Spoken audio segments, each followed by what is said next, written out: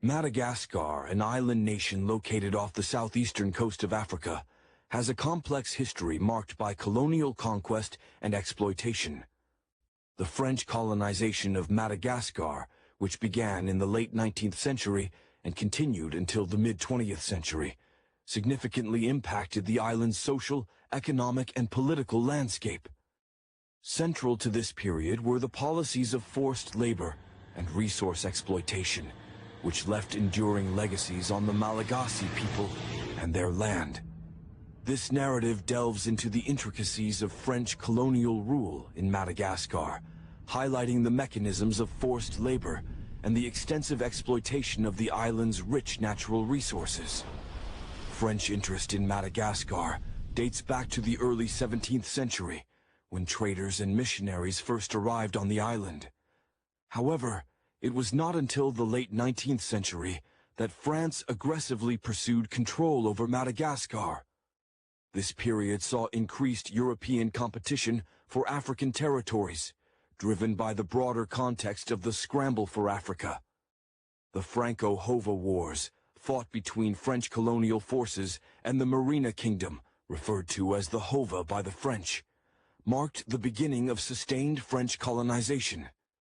The first conflict erupted in 1883, and despite initial setbacks, French forces eventually overpowered the Merina.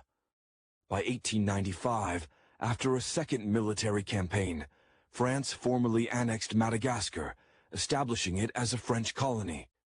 Once in control, the French colonial administration quickly established systems of forced labor to support their economic ambitions. The corvée, a form of compulsory labor, was imposed on the Malagasy population. This system required Malagasy men to work for the colonial government without pay for a specified number of days each year. The corvée was used for public works projects such as building roads, railways, and infrastructure essential for resource extraction. To maximize economic gains, the French introduced large-scale plantations for cash crops like coffee, vanilla, and rubber. Malagasy farmers were coerced into working on these plantations under harsh conditions. The French administration also implemented the prestations, a labor tax that compelled locals to either work on plantations or pay a tax in cash, further binding them to the colonial economy. The conditions for forced laborers were grueling. Long hours, inadequate food, and harsh treatment were commonplace. The physical toll and the disruption of traditional agricultural practices led to widespread suffering among the Malagasy people. Resistance to these policies emerged, ranging from passive non-compliance to active revolts. The most significant uprising was the 1947 Malagasy Uprising, a large-scale rebellion against French colonial rule that was brutally suppressed. Madagascar's rich natural resources were a major draw for the French. The island's forests, minerals, and arable land were extensively exploited to benefit the colonial power. Timber extraction, mining, and the cultivation of export crops transformed Madagascar's economy and environment. Madagascar's forests, known for their unique biodiversity, were heavily logged for valuable hardwoods like ebony and rosewood. The demand for timber led to extensive deforestation, which had long-term ecological consequences, including habitat loss and soil erosion. The exploitation of these resources was driven by French companies, which profited immensely from the export of Malagasy timber. The French also targeted Madagascar's mineral wealth. Mines were established to extract resources such as graphite, mica, and later, precious stones. The mining industry relied heavily on forced labor and contributed to environmental degradation. Local communities often saw little benefit from the extraction of their resources, with profits flowing back to France. The introduction of cash crops like coffee and vanilla fundamentally altered Madagascar's agricultural landscape. These crops were grown primarily for export, disrupting traditional subsistence farming and leading to food insecurity. Plantations required significant labor, often supplied through coercive means. The focus on export-oriented agriculture benefited the colonial economy at the expense of local food production and sustainability. The colonial policies of land appropriation and forced labor led to significant displacement of Malagasy communities. Many were forced to leave their ancestral lands to work on plantations or in urban centers. This displacement disrupted traditional social structures and contributed to the growth of urban areas where living conditions were often poor. The French colonial administration, alongside Catholic missionaries, established schools and promoted education with the aim of creating a francophone elite. However, educational opportunities were limited and often geared towards reinforcing colonial ideologies. Missionary work also sought to convert the Malagasy to Christianity, further impacting traditional cultural practices and beliefs. Colonial healthcare initiatives were introduced, but they primarily served the needs of the European population and the workforce necessary for the colonial economy. Health services for the indigenous population were often inadequate, and the introduction of new diseases by Europeans had devastating effects on local communities. The harsh realities of forced labor and resource exploitation fueled nationalist sentiments among the Malagasy people. Political movements advocating for independence gained momentum, particularly after World War II, when global decolonization efforts were on the rise. The 1947 Malagasy uprising, despite its brutal suppression, marked a significant moment in the struggle for independence. The persistence of nationalist movements and the changing global political landscape eventually led to Madagascar gaining independence from France on June 26, 1960.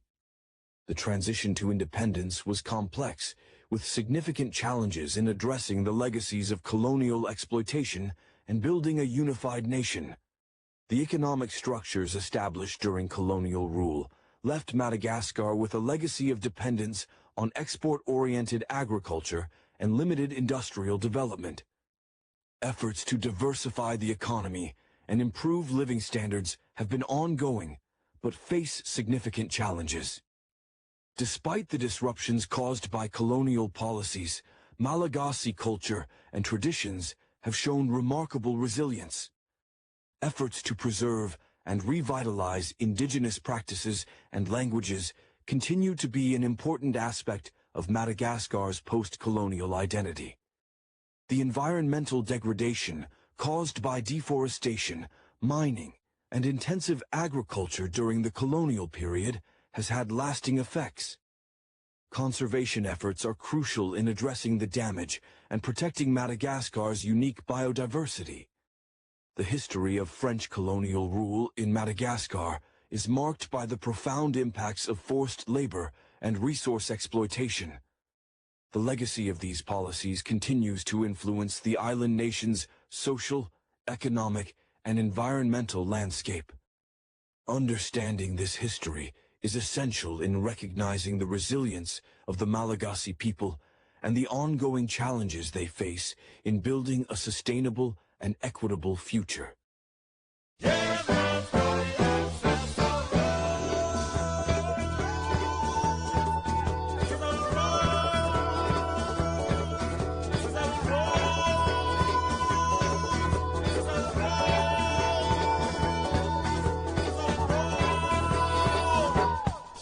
Katherine, Massey Book Club, Gus T Renegade still on location in California, but in for the 7th study session on Andrée Blouin, My Country, Africa. We finished part 1 of the book last week, so we are picking up right at the beginning. Part 2. Chapter 13, Destiny Calls. My political work begins. Fresh this week. Now, the audio segment that we started with, they were talking specifically about the history of so-called colonialism, local system of white supremacy racism in Madagascar, not the Congo, Madagascar specifically. And I did that. You will see quickly as we hop into part 2 of the text this week, and Ms. Blouin starts talking about the totality of what's happening on the continent, her country, if you will, Africa, including Madagascar specifically. I was taken aback by that because I was just at the American Film Institute Film Festival just a couple weeks ago, a few days ago, in fact.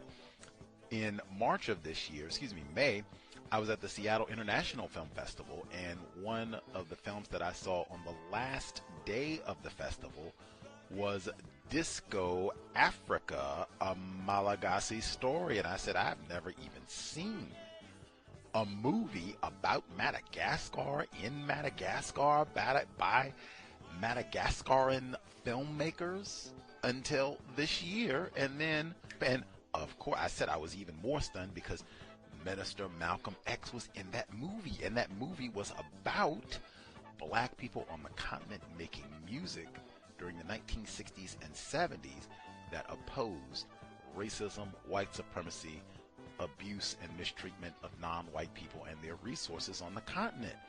Disco Africa, and that's relevant even to Soundtrack to a Coup d'etat, Soundtrack, which is how we got here. In the background, you're listening to Hugh Masekela, his track Cecil Rhodes, all again about colonialism, Rhodesia, on the continent. So that's a big part of what we're going to hear this week, the road to the assassination of Patrice Lumumba, how she met him, and everything that happened in the Congo.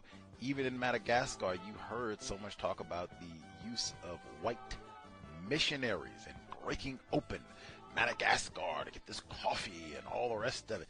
The religion of white supremacy. Incidentally, there's so much we've heard about coffee all over the world. Dr. Welsing talked about that, and the Starbucks workers don't get paid nothing. Man, we got people who said that they started fasting and gave up sugar because of the amount of black people. Even Carl Walker did an exhibit about that, black people, racism, and sugar. Man, if that is the case, we should get up off of coffee too, right? Whole lot of black people got raped, tortured, maimed, killed, beaten over some coffee beans. Starved, got to have my cup of joe. Just saying. Anyway, we also heard a lot of some of the same similarities that when French white people went into Madagascar, that'll be a theme for this week, Congo as well, that they tortured the black people into slave labor and no food. Everywhere black people and white supremacy, racism, delectable Negro, they just starving. Anyway, we heard the black African investor. He dialed in and compared a lot of the history of what's happening in this text to South Africa. Apparently, it would be relevant to many parts of the continent in terms of white people coming in and terrorizing black people. Same story. Incidentally, this text almost exactly thus far reminds me of Essie Mae Washington Williams. Just every week, even the defense of white people, all of it. This is, I think of this so far at least as Essie Mae Washington East. Katherine Massey Book Club, Context of White Supremacy, My Country, Africa. Andrée Blouin, Part 1. Part 2. Chapter 13. Destiny Calls, My Political Work Begins. A few people are fortunate enough to know the precise moment when their life takes a powerful new course. I am one of those lucky few. The circumstances of that moment were unusual in that although I was given a clear message, it did not come from an apparition, or a disembodied voice, as it has for some. My message came from a photograph of C.O.W.S. I had heard C.O.W.S' name pronounced 1,000 times. Since my arrival in Guinea, with respect by the blacks, with scorn and fury by the Europeans. The French administration was constantly denouncing him as a political brigand. To do away with him was their avowed desire. Secretly I admired this leader with the stirring glance, both cruel and kind, who so nettled the French. I had no idea that he would become the catalyst of my political commitment. This took place at a moment so clear, so overwhelming that it was like a mystical conversion. The circumstances could not have been more banal. I was in a humble African shop in Sigiri, buying some everyday necessities for my family. My husband was with me. I selected several things and paid for them. As I waited for my change, I raised my eyes to the poster photograph that was on the wall behind the shopkeeper. There was nothing unusual about this photograph being there, as it was often on display in these shops. I had seen it thus many times before. But this time, as my eyes rested on the strong face of the man about whom all Guinea was talking, it seemed that his firm gaze held mine. It was not just a photograph at which I stared, a compelling presence was there. A spirit, a light, a recognition, hardly know what to call it, came over me. The eyes that looked into mine challenged me. I felt sure I heard words spoken. Why are you on the other side, in this struggle? Why are you against us? Of course I knew what was meant. I could not pretend not to understand. The words filled me with fear, elation, dismay. My whole way of life was being put into question. This comfortable, middle-class life with my distinguished white husband. It was such a satisfying refutation of what I had been taught at the orphanage, that I was made for nothing better than to be a servant to whites. Why are you not with us? Words that I had refused to acknowledge in my own heart seemed to be coming from the lips of this dynamic man whose eyes accused me. You belong with us, he seemed to be saying. You haven't the right to be on the other side. Are you a coward? Burning with shame, I had to answer. I could not bear the accusation. Standing there, staring at the poster, from my trance I answered, no. No, I'm with you. I'm with you. I must have sounded idiotic. My husband, who was beside me, looked at me with confusion. Andrée, he protested. What's the matter with you? Thus it happened. In this humble shop, looking at a photograph that I had seen many times before, I experienced this miracle, this transformation. It was at this moment that I made the commitment to stand with my black brothers and sisters that, ever since, has meant more to me than my life. Today I feel that I owe everything to C.O.W.S. With him I experienced what was for me a second birth. All the courage and determination that I have shown in my political options were catalyzed by this leader, they came from this great man. Yet it was not a result of meeting him or talking with him. This change in me took place because of a mysterious conversion in a simple African shop. When people have been abused and deprived of their humanness for too long, it becomes hard for them to imagine that a better life is possible. Even when they realize that they deserve better, they still may lack the means to reach out for it. And once they are resolved that they will be cheated no longer, still they may not know the correct path on which to move forward. These were some of the problems we were facing in Guinea in 1957 when I threw myself into the RDA's campaign to prepare for the referendum. To thank Africa for coming to France's aid during the war, de Gaulle had promised the African colonies their freedom. First, however, each colony would have the opportunity to vote on whether or not it wished to be a part of the Communauté, the French community. This meant remaining within the military and diplomatic orbit of France, with mutual agreements for economic, technical, and military aid. French prestige had suffered enormously with the loss of Indochina, and now, in divesting itself of its African empire, France hoped to keep its former territories economically close and politically reliable in this more subtle fashion. France fervently desired that each of its 18 African properties would vote oui in the referendum. Mature African leaders, chief among them C.O.W.S, saw that there was no real political freedom for the people while the economic power remained in the French metropole. To teach the Guinean population to vote non in the referendum, the RDA undertook a campaign of delirious ardor. Meetings were held morning, noon, and night, in every town and village, even in the farthest reaches of the scrub and desert. All my combativeness awakened, I hurled myself into this compelling political struggle, proud to be associated, at last, in my people's cause. With my colleagues in the RDA I drove hundreds of kilometers, and mounted platforms, sometimes hardly more than a few rude planks on stools, to denounce the guile in the referendum's offer. The referendum, I explained, is really a device to keep the French in control here. Is that what you want? If you want to be masters in your own house, then you must vote, wow, on the referendum. This usually brought salvos of enthusiastic support. To ensure the safe conduct of the young nation in its new role, we also had to win the people's support for C.O.W.S, the RDA, and the leaders who represented the RDA in that locality. Not all our candidates, Hellas, were as invigorated by the campaign as I. Once, after explaining the principles of the RDA, I begged the crowd to support the local candidate who would energetically put those principles into effect.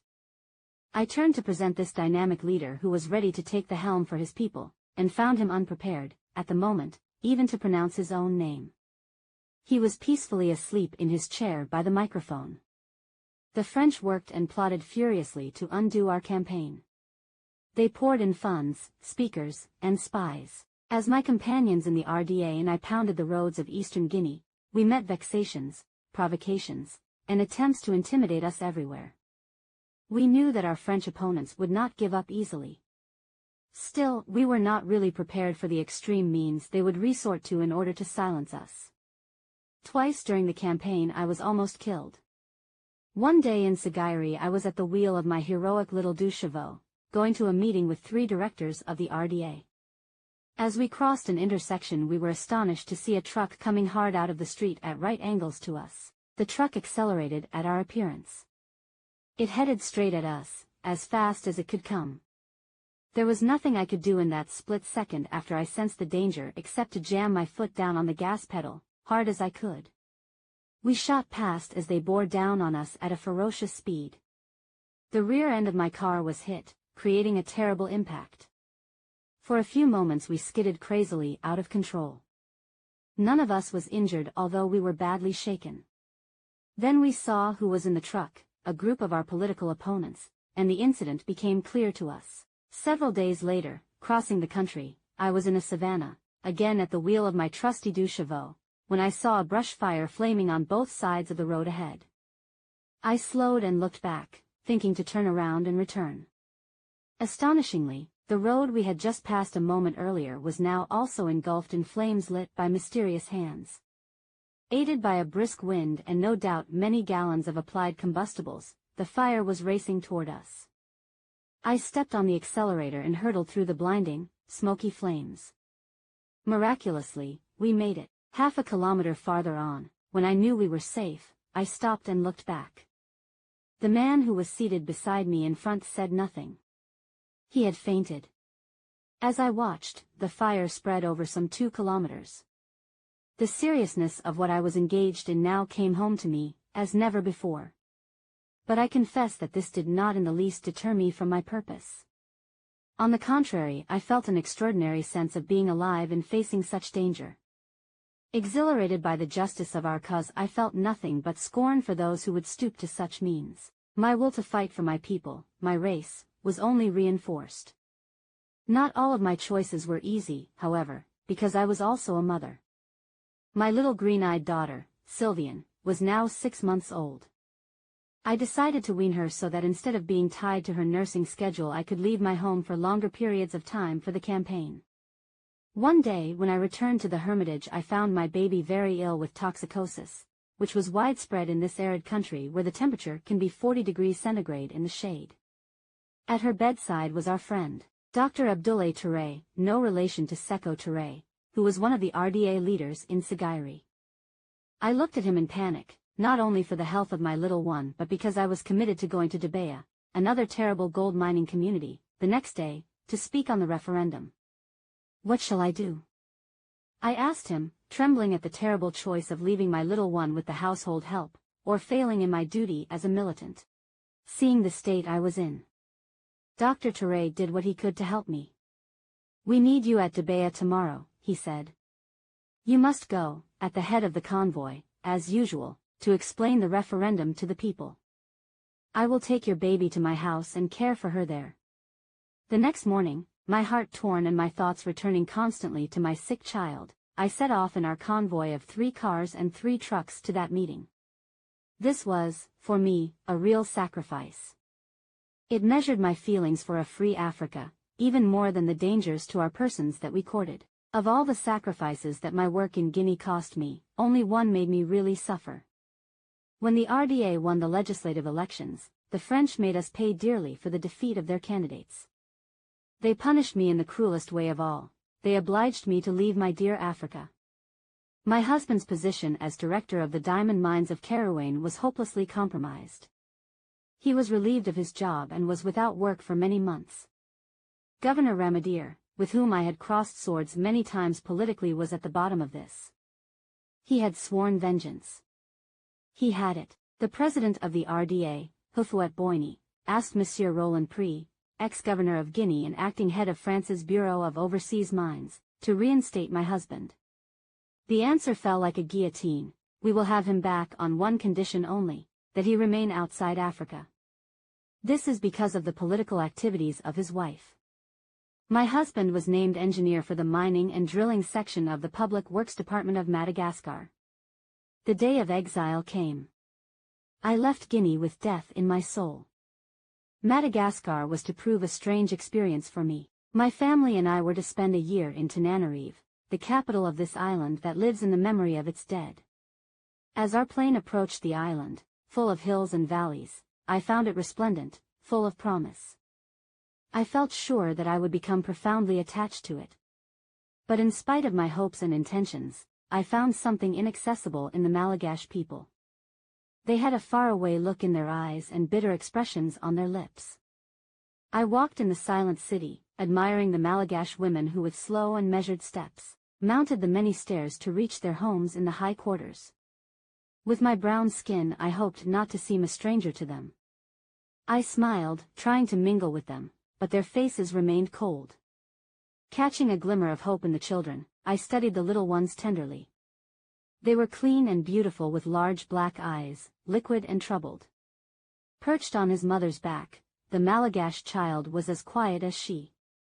He seemed to be waiting for something other than that sun that shone every day on his native soil. In the marketplace there were no shouts or laughter. Wonderingly, I studied the people, noting the care and deliberation in which they spoke and carried out the simplest tasks, as if they had a horror of false or abrupt movements.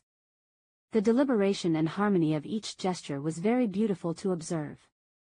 It was as if they were miming a slow ballet of life. But it was a ballet of sadness and resignation. Melancholy seemed suspended upon them like a cloud. Even Malgache music was sad, each note like a discreet sob, a plaint to eternity.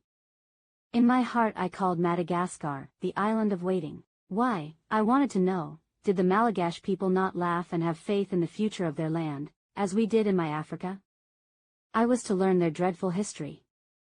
In 1946 they revolted against the yoke of French colonialism. They never recovered from the price of that revolt, the slaughter of 100,000 souls out of a population of 6 million. There was not a single family who did not mourn someone in that terrible carnage. The sadness of that memory exerted a nearly total effect on the island. How aptly the Senegalese poet, Léopold Senghor, put it when he contrasted the ideals of France with its dreadful practices, that France which speaks so well of the true road, and follows so often tortuous ways.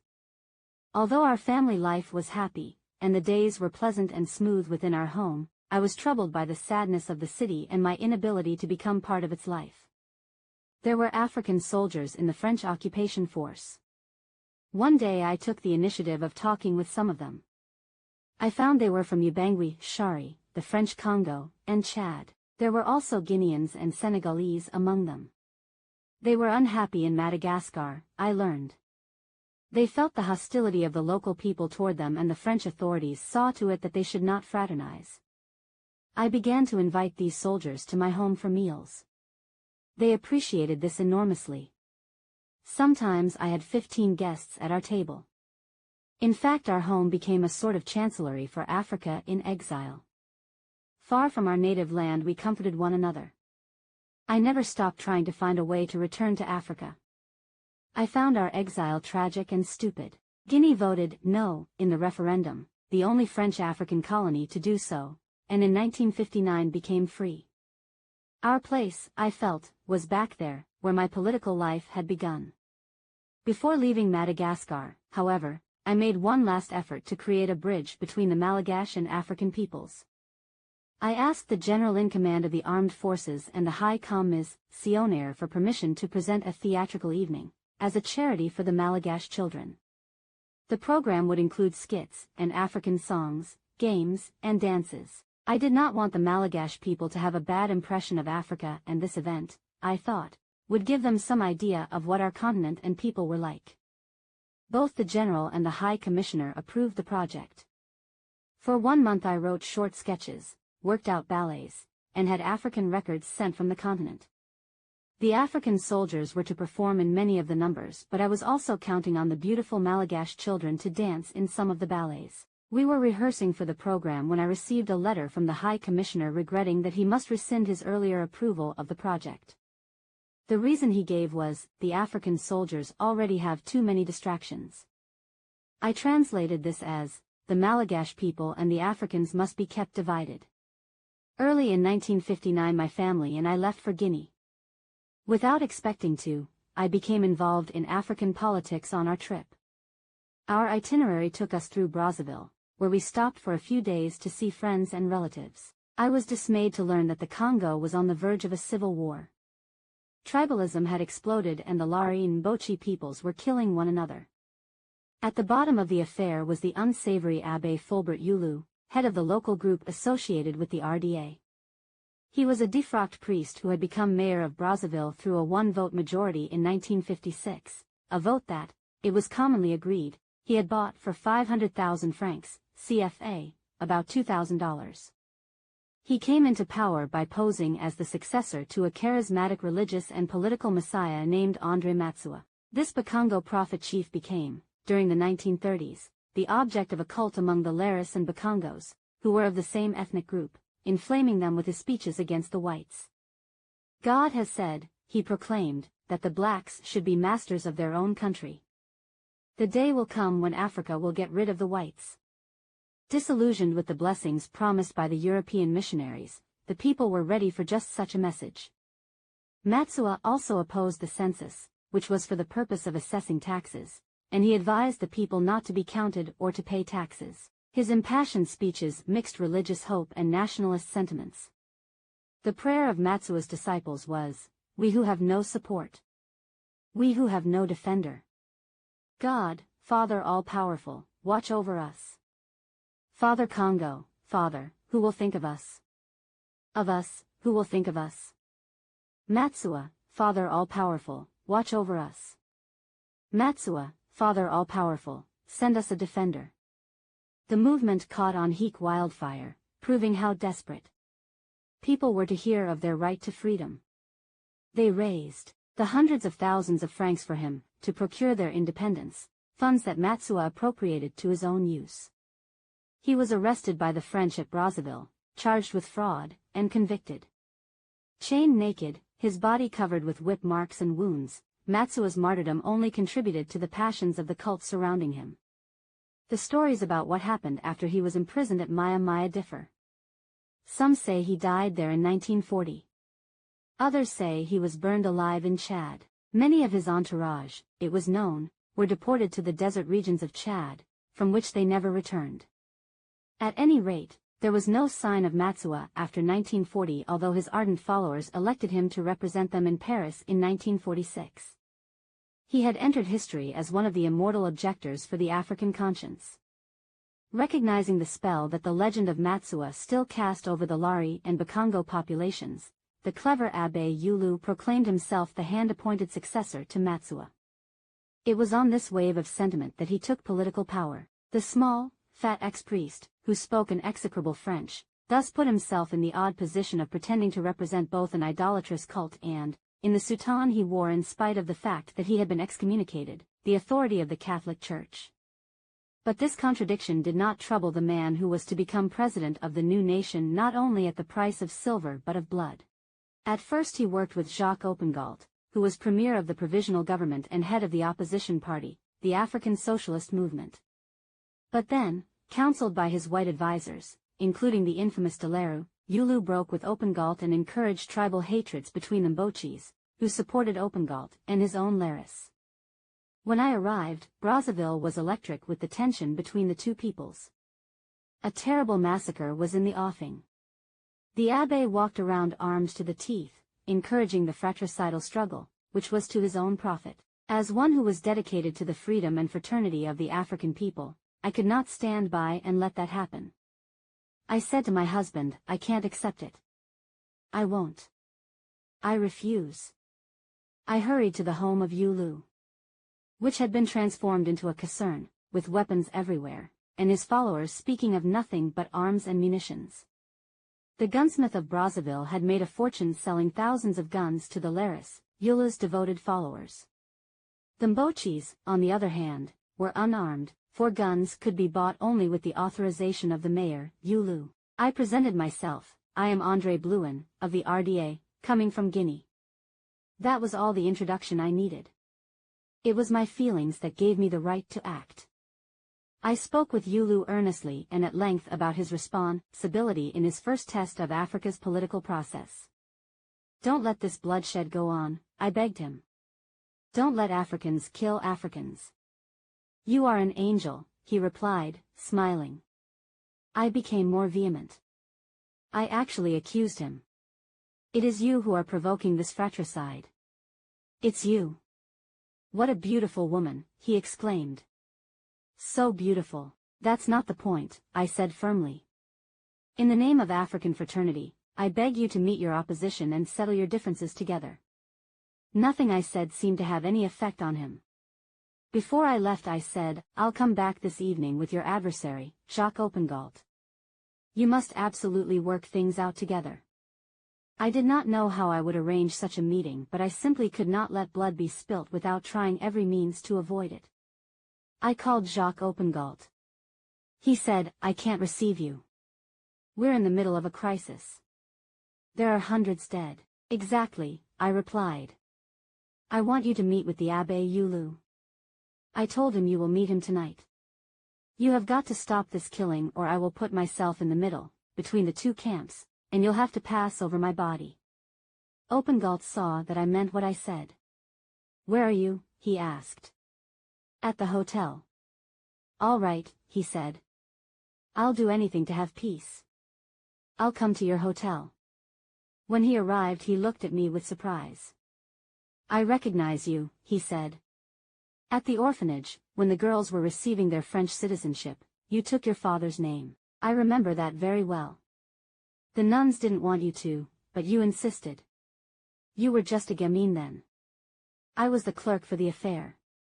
Jacques Opengalt was a tall man, stretched thin, filiform, dry, like an ascetic.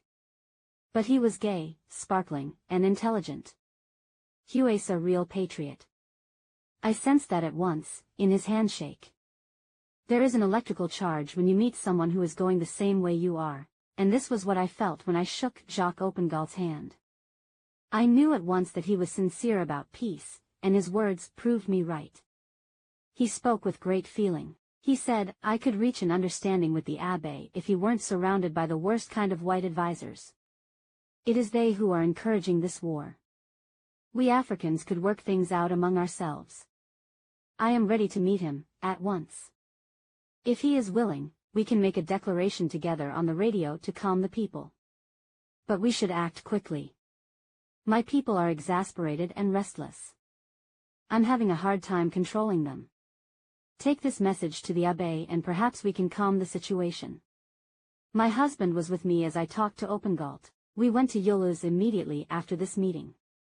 Mialou was seated in the great room of his house, surrounded by his warriors. Determined to make the greatest possible effect, I went to him and threw myself at his knees. Father, I bring you news from Opengalt. He is ready to meet with you and to settle matters peacefully. I beg you to accept his offer, and avoid bloodshed. I called him Father deliberately, although everyone else was addressing him as Mr. President. I hoped that this word, reminding him that he was a priest, although no longer in the church, would touch his better nature at this critical moment. We are going to fight, he cried furiously. You'll see. No, no. You mustn't, I begged, almost in tears. This can be settled without spilling blood, if only you will meet with Opengalt. Mialou turned to my husband. Madame Blouin is too high-strung. Take her out of here. That same evening there were 6 dead in Brazzaville. A few days later, more than 500 were dead, as Mialou's partisans, armed with guns, slaughtered Opengalt's people, who had only assegais and lances. The Laris, wearing white bands around their heads, were gathered in the village of Bakongo. The Mbochis wore a palm leaf on their heads and a white mark down with lime on their foreheads. They were in Poto. Fires broke out everywhere, huts were incinerated. Families, afraid of being killed on the streets, hid under the verandas of the European shops in the center of town, or bunched together in doorways, paralyzed with fear. The indifference of the Europeans to the affair was astonishing. In the residential section for whites on the high plateau, calm reigned. One would never have believed that men, women, and children were being killed not far away if the roars of trucks full of refugees fleeing toward the interior of the country had not been clearly audible. With the superior force of his armed men, Mialou managed to have Opengalt arrested. Imprisoned with him were many of his followers and several of his deputies. I could not accept the failure of my previous efforts. In spite of the revulsion I felt for Mialou and his encampment, I went back to see him again. Physically I found him repulsive. He was small, broad-backed, strapping, round. His nose was full of crusts, he sniffed constantly, he was disgusting. In the evening he put on African pajamas and went out in a jeep to look for girls. He lived openly with several women and had fathered a number of children. The church had excommunicated him, but he put on the soutane from time to give himself a certain authority. Several dozen heavily armed men guarded his house. I had to pass by them before I was admitted to see the abbé. He wore his cassock, with a long dagger strapped to his arm. The house was full of women and children lying about on the floor. Mialou, surrounded by his European advisors, was on the verge of a nervous breakdown. "Look," he said, and lifting his soutane, at once showed me a knife stuck in his boot. And here. Another knife in the left sleeve of his robe, and the right sleeve too. And a revolver, here. When he heard my plea again he cried out, "I'll fix Opengalt. You'll see. I'll have him guillotined. I'll show his head to my people." As if these disgusting words were not enough, he raved on. "And if General de Gaulle supports him, I'll withdraw from the communauté." He trembled, shouting like a man on the edge of collapse. His followers cheered, approving him noisily. Stolidly his white advisors looked on, saying nothing. I was obliged to withdraw without having accomplished my purpose. I was nearly ill with humiliation and pain. This was, after all, the country in which I had passed 14 perilous years of my youth. This was the town in which I had run, feet bloodied from shards of glass, to my own freedom. In these streets that saw new corpses every day, I had hastened, between showers, with my sewing, to the homes of my proud white ladies. Here I had carried Roger's child to term. She had been baptized in the cathedral, which I already knew so well, over there.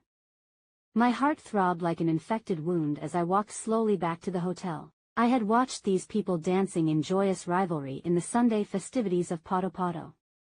I could not accept their killing one another in their bewilderment at the approach of freedom. The next day my family and I left for Bangui, to visit my mother, before going to Guinea. Brazzaville was in a state of siege as we drove to the airport at Maya. On the plane Mialou's dreadful words of hate and death obsessed me, as if Mialou, invisible, were repeating them in my ears. Chapter 14. Healing the breach between African brothers. My reunion with Josephine, my irrepressible little maman, was one of unsurpassed joy.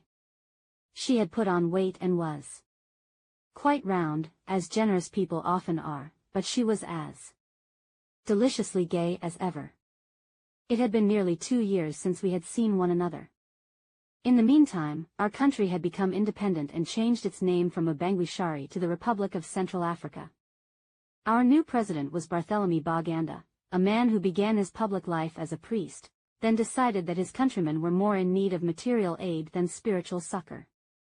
He was a great African leader. When I met him he was already enormously popular, the affection of the people for him reaching proportions of near idolatry. He was considered a prophet by many. His proclamation, Joe Q. Joe, a man is a man, strengthened his people and threatened terribly the residual colonial interests. It meant, every man counts. One man, one vote. This new republic was also suffering from serious political rivalries. The RDA and Boganda's own political party, the Movement of Social Evolution for Black Africa, had had a number of clashes involving killings. Several members of my own family, who belonged to the RDA, had been put in prison. While I was in Bangui, I went to see Boganda, as a courtesy call. He knew who I was, having read about me in the newspapers. Even Le Monde had written about me as the only African woman who was making a serious contribution regarding the issues of the continent's decolonization. Boganda was of medium height, very dark-skinned. He was not fat, but of a comfortable weight. The whites of his eyes were very red. This startled me at first. I thought he must be drunk 24 hours a day to have such red eyes. But this was just a condition he had, and I soon forgot it because his personality was extraordinary. When he looked at me it was as if I had been pierced by a laser beam. He had the manner and culture of a cure, which was as he had been trained. I knew immediately that I was in the presence of a leader of men. I was to receive one of the great honors of my life from this statesman who had suffered imprisonment by the French administration. My husband and I, with 2 other guests, were invited to dine at the home of Boganda and his French wife. He welcomed me with the words, "The child has returned to her homeland. You shall eat from the trunk of the elephant. At our table you will find only the dishes of our people." My own family criticized me for going to see Boganda. "You're supposed to be with the RDA and you're fraternizing with him?" But I didn't care what they said. The local squabbles bet/in the TV/O parties were not my concern. I had a larger view of the work that had to be done. I saw my work as involving principles, and it was on the basis of principles that I met Boganda. His simplicity impressed me. I saw it as a sign of great strength. During the meal we spoke of the new republic's future and he told me of his difficulties with the Abbé Yulu. Since the beginning of the century the products of the country had been shipped to the ocean by river, down the Ubangui into the Congo, through Brazzaville. Now, annoyed by the provocations of Yulu's partisans, who were members of the RDA, Boganda was threatening to route the country's products by truck and by train instead. Cutting straight across the continent through the Cameroon would be 1,000 kilometers shorter. Losing this profitable traffic would be ruinous for the Congo, which was already a very poor country. Abbé Yulu was using every means to press Boganda to renounce his plan. Feelings ran high on both sides. "Yulu's people have infiltrated the RDA here," Boganda told me. "They are fomenting crises right here in our own territory. We can't tolerate sabotage like that." What he said was true, but I was thinking of Africa as a whole, and of world opinion. "If you carry out your plan, Mr. President, you will cause a grave economic crisis in the Congo," I said. "The Europeans who believe that Africans are incapable of running their own affairs will be delighted. They will say that since the blacks have become masters in their own house they are leading Africa into bankruptcy. I beg you, Mr. President, don't let these doomsday prophecies of the Europeans prove true." Boganda looked at me in astonishment. Fervently I went on. "Yulu's behavior is inexcusable, but believe me, he has been pushed to do the things he does by his advisors. The fate of his young republic is in danger. Don't jeopardize his chances of succeeding. In the interest of all Africa, please postpone your project. You can work out a compromise together later." Boganda frowned. "Yulu has shown no scruples in his ambitions. I can't forgive the way he has shed African blood in order to become president." I know, I said somberly, remembering what I had seen. "Still, whatever the price, we must avoid being divided. We all have the same ultimate goals. When we are torn apart we help those who mock our freedom and will profit by our dividedness. I know you are angry with the RDA, but remember, in politics there must be an opposition. How else can one learn one's errors? For 2 years, he said, the RDA here has fought our party. It has given us many serious difficulties in our work. No doubt you have heard of some of them." "Yes." I was dismayed to find that some of my own relatives are in prison. I went on to speak of the special qualities of some of them, how they could be used to serve the country, given a chance. I asked for this chance, I said, not because they are RDA and I am RDA or because they are members of my family, but because they can be useful in the cause of our people. It's not that we want to put people into prison, he said, but that we must prevent the fights and excesses of these heated times. He promised me, I'll look into the situation of these relatives you mention. I pressed on. I proposed that he meet our leader, the president of the RDA, Houphouët-Boigny, in Paris. Talk with him, I urged. I'm sure you can work things out together. If you like, I will arrange for the meeting. I'll speak with Houphouët-Boigny myself. Oh no, Boganda refused at once. No. No, that's not possible. For some moments Boganda said nothing, deep in his own thoughts. Then breaking the general silence he said, "Thank you, just the same. I appreciate your efforts to reconcile the two groups. It's too bad you're not with us. I've never had such generous, far-sighted counsel given to me before." He rose and went to his writing table. A moment later he returned and presented me with a booklet of the country's new constitution and a miniature flag of the Central African Republic. On it he had inscribed the words, "To the Apostle for all Africa, Andrée Blouin, a citizen of the Central African Republic." Then, in the name of all my countrymen, he had signed it. I was overcome to receive such a tribute from this man whom I had esteemed at once. Later, in a meeting, speaking of me, he said, "This woman here. If we had 3 like her, we would be happy in Africa. But I feel that I really have no right to talk about this great man. Even today I can hardly give myself permission to speak of him." At that time there were no plane connections between Bangui and Guinea.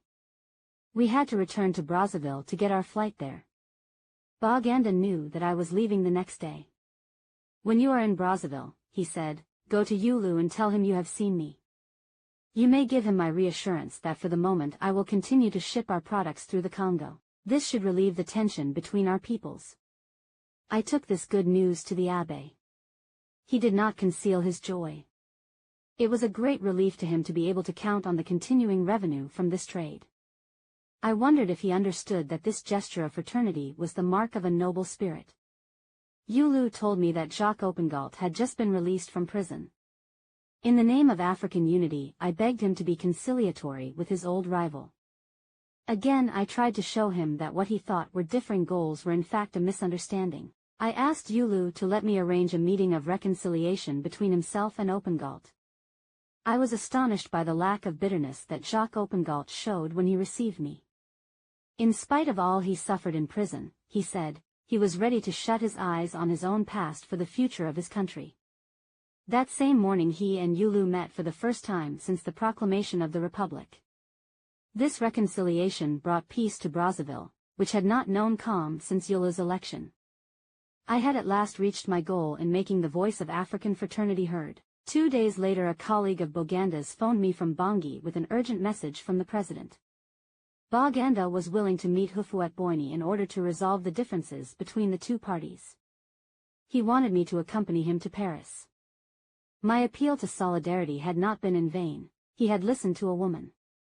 I returned to Bangui to leave with him. As we were flying over the countryside of our new republic, Boganda said to me, "Look at those coffee plantations.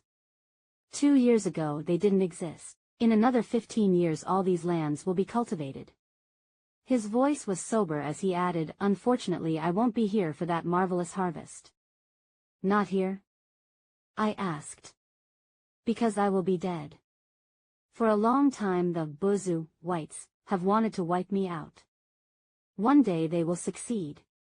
He said this with a calm that chilled me. I remembered that people had spoken of him as a prophet. In Paris I contacted Houphouët-Boigny and tried to arrange a meeting between him and Boganda. But Houphouët-Boigny avoided this meeting, saying on several occasions that he was too busy. Boganda was furious. "Don't be bitter," I begged him. "You are a chief. Forgive him. You have held out your hand to your brother. One day he will remember this and regret not having answered your appeal at once." In spite of this disappointment in Paris, Baganda kept his word and gave up his project of passing his country's goods through the Cameroon. He had a generous, creative mentality and hoped, in fact, to unite all the Latin countries of Central Africa into a broad federation that would include, besides the old French territories, those of Belgium and Portugal. But first he had to struggle against the misery and hunger in his own country. He had a people to raise up, a nation to make prosperous. His dream was not to be realized. 6 weeks after our trip to Paris, on March 29, 1959, the world was shocked to learn of the death of Barthélemy Baganda. His plane exploded in the air and crashed in the forest of Ubanguin. Why the plane exploded has never been satisfactorily explained. To this day it remains a mystery that haunts painfully all those who knew the Republic's first great president. Baganda not only foresaw his own death, he prepared for it. When he left the priesthood and married, he was excommunicated from the church. This was painful to him. While in Paris on his mission to see Houphouët-Boigny, he paid a visit to his old religious superiors. He asked that, when the time came, he be permitted a religious burial. I was in Conakry with my family when the dreadful news came. It shocked me almost to the point of depression. This was the first of the terrible losses I was to experience in my work for Africa, the unexplained disappearance of the man whose vision promised so much to his people. I remembered his words, to liberate Africa and the Africans from servitude and misery. This is the purpose of my life. Baganda, my brother, you are remembered here. A memorial to the father of the nation, in the small village where he was born. Barthélemy Baganda, killed in a plane crash in 1959, on the eve of independence, and mourned by his people ever since. He was the Catholic priest who campaigned for freedom from the French. He could have been a giant of African liberation, an equal to Congo's Lumumba or Ghana's Nkrumah, if not for his premature and tragic death. In the village, the deputy mayor remembers Baganda and wonders where things went wrong for this country. If Baganda could see what's happening here now, the desolation, the criminality, it would hurt him. Old people are hiding in the bush. It makes no sense. He didn't like violence.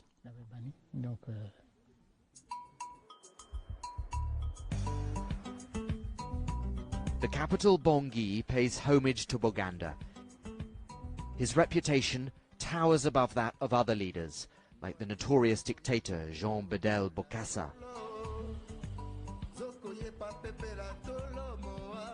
And the flag he designed in the 1950s is still the national flag today.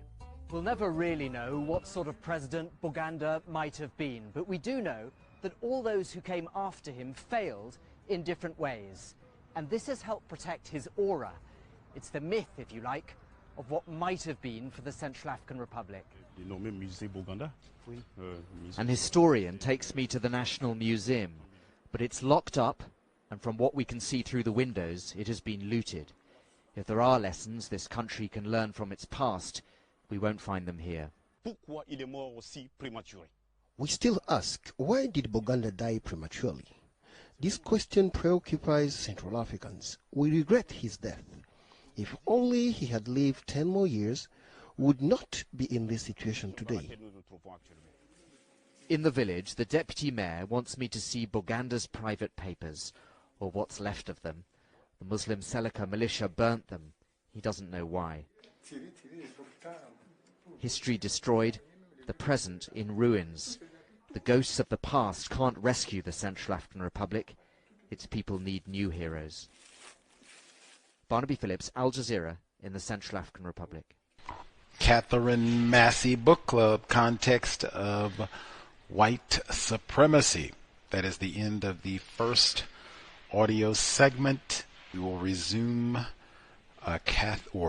Andrée Blouin, My Country, Africa. We'll pick up Chapter 15, very beginning, an invitation to help the Congo's women.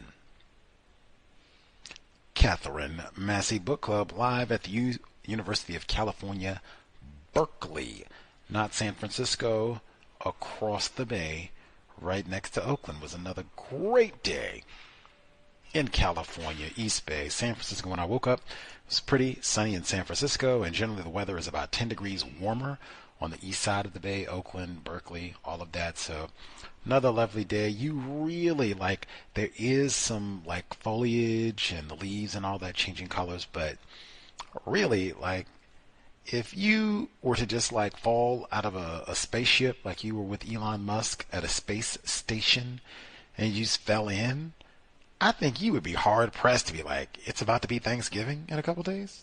Really? Wow. It's I don't know. It could be August.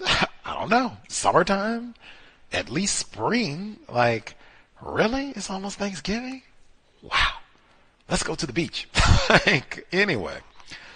Beautiful weather, but I was not out. California sunshine and all that. I did get outside a little bit, but mostly I was at the library in the catacombs.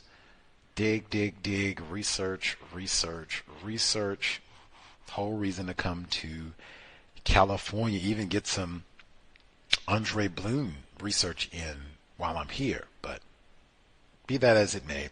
Number one, I'm at UC Berkeley, so I'm not sure if there is some sort of difficulty because I'm using the Wi-Fi here, but had interference getting the streaming operating. So if you're a customer listening at TuneIn or on the live blog that is not functioning, you'll have to dial in 605-313-5164, the code 564-943#. Press star 61 if you would like to participate. Number again, since you can't listen online, share it on social media, tweet out. For whatever reason, hopefully it'll be functioning once we are back. If we do workplace racism tomorrow and or compensatory call-in this weekend, we'll be working live stream so you can call or listen online, but had to be a doozy, some sort of random problem in there, but you can listen online. 605-313-5164, the code 564-943#. Press star 61 if you would like to participate. Email address untiljustice@gmail.com. untiljustice@gmail.com. I did not know about lots of the names mentioned, people who she says influenced her in terms of Miss Blouin, C.O.W.S, and Mr. Boganda. I did not know about these folks at all. I included a more recent tribute to Mr. Boganda and talking about the shambles of the Central African Republic and how sad he would be to see the state of things now after putting in so much effort. I suspect that Patrice Lumumba may have similar thoughts about the Congo. I don't know. C.O.W.S, just go on and on down the line that, wow, this problem has not been solved. What problem is that? The system, global, of white supremacy. I will even add, just being here in California and doing my research, primarily here to research Jonestown. That's what I've been on my grind to do. But I did take a look. Like I said, I didn't really know anything about C.O.W.S, right? Heard his name before, but not a whole lot of research. I looked while I was here. They have C.O.W.S' autobiography. You know, we're the biography kings, man. So I go, I look. They have scanners at UC Berkeley. I go scan the whole book. It goes through contents and all of this. Has a whole chapter, chapter 3, French colonialism. Talks about his development and, what made him the person that he is. Even I had to go do some digging and all that, go in the special section of the California Berkeley Library. And this is one, if I had just been in Seattle, not come down here for Jonestown research, I wouldn't have this book, because I don't have this book in the University of Washington library. I couldn't find it online, but sitting right on the shelf at the University of California, Berkeley Library, which is open to the public. All you have to do is walk right in, grab it off the shelf. You can scan a whole copy of the book for free if you like. So I go, I nab the book, I look through. What does he talk about? He gives his he's born very close to when Andrée Blouin was born. C.O.W.S born February 9, 1922, which is a few years earlier than Neely Fuller Jr. and Dr. Martin Luther King Jr., right in the same decade, though, the roaring 1920s, about 100 years ago. Let's see. Specifically, he says, some of his school friends, C.O.W.S, named him the Little Wizard, though not to his face for fear of offending him. They remember how he used to help the less intelligent members of the class by telling them the solutions to problems so that they might escape punishment. Then, realizing that he was doing them a disservice and that they must be encouraged to work harder, he organized them into work groups. In the evenings after school, they would gather around a forest fire, and the more talented boys would teach the less able ones. C.O.W.S took charge of mathematics. According to one of his comrades, he taught easier methods of mental arithmetic than those learned in class. Let's see. C.O.W.S further antagonized the school authorities when he persistently refused to learn colonial history. He scorned the history master and tore out pages from his textbook which disparaged African heroes such as Samori Touré. No amount of caning, that's like the crochet, affected his determination never to learn a falsified history of Africa. A school friend, Ibrahima Bayo, has described an occasion when pupils were told to repeat what they had learned about Samori Touré. When it came to Sékou Touré's turn, he refused. The master, Fode Bakar Marega, asked him the reason, and Sékou Touré replied, "The history that is taught about Africa appears to me untrue.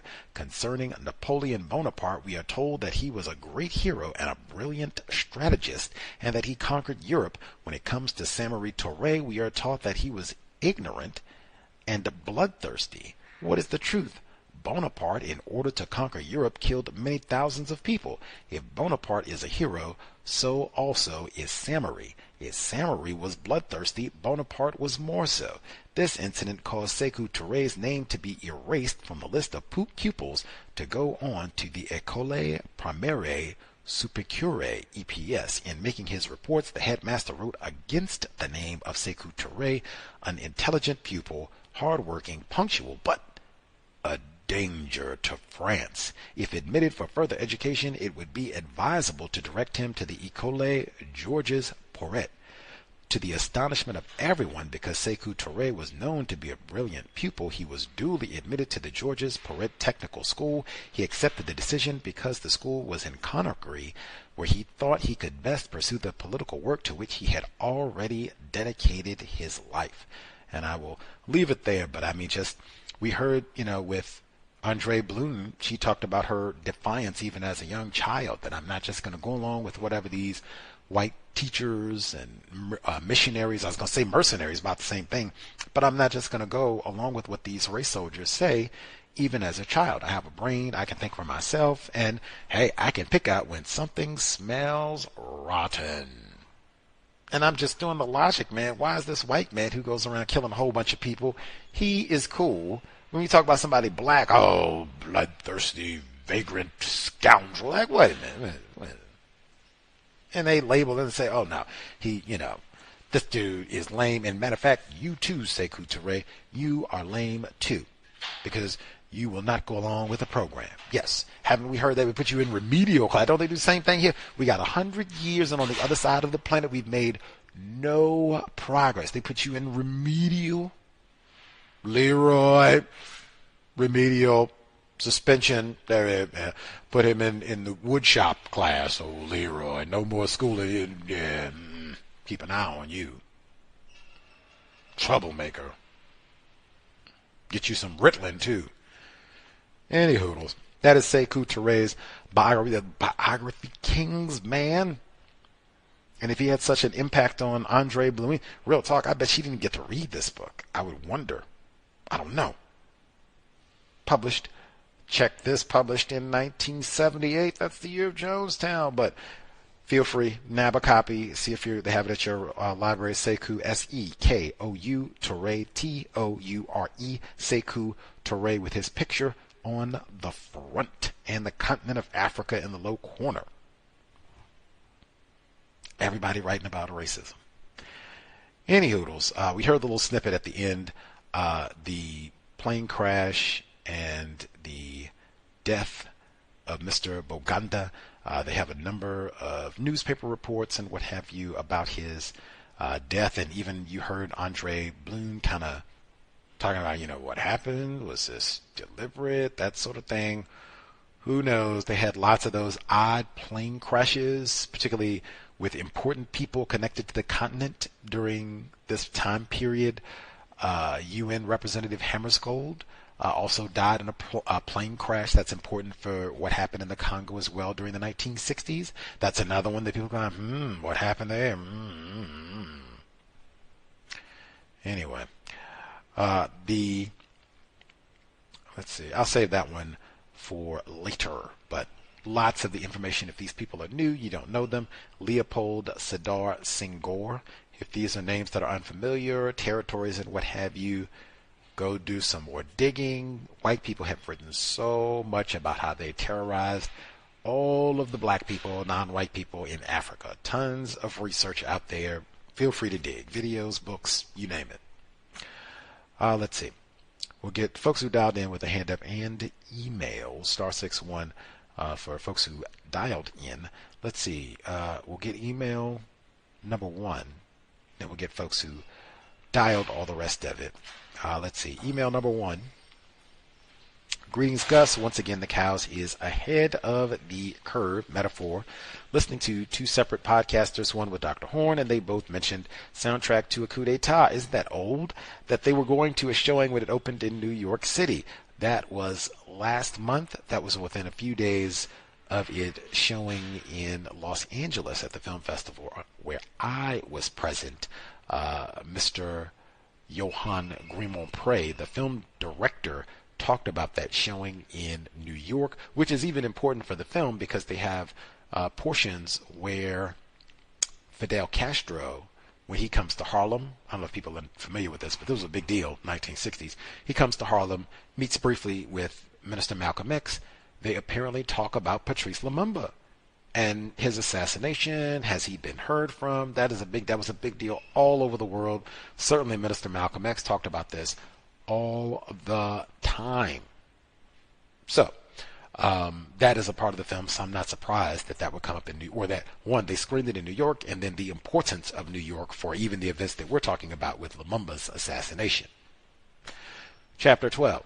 I think that this love that I experienced in my awareness of her derives from my role as her protector. She was so unequipped for life, so unconscious of many of its realities. They escaped her as they do many Africans. The racist white supremacists keep us all to some degree in a childlike state. We just heard that with Sékou Touré, same thing. No more education for you could be dangerous for white people in France. I've got to keep you uneducated, uninformed. That is best for us to maintain control over dark people all over the world.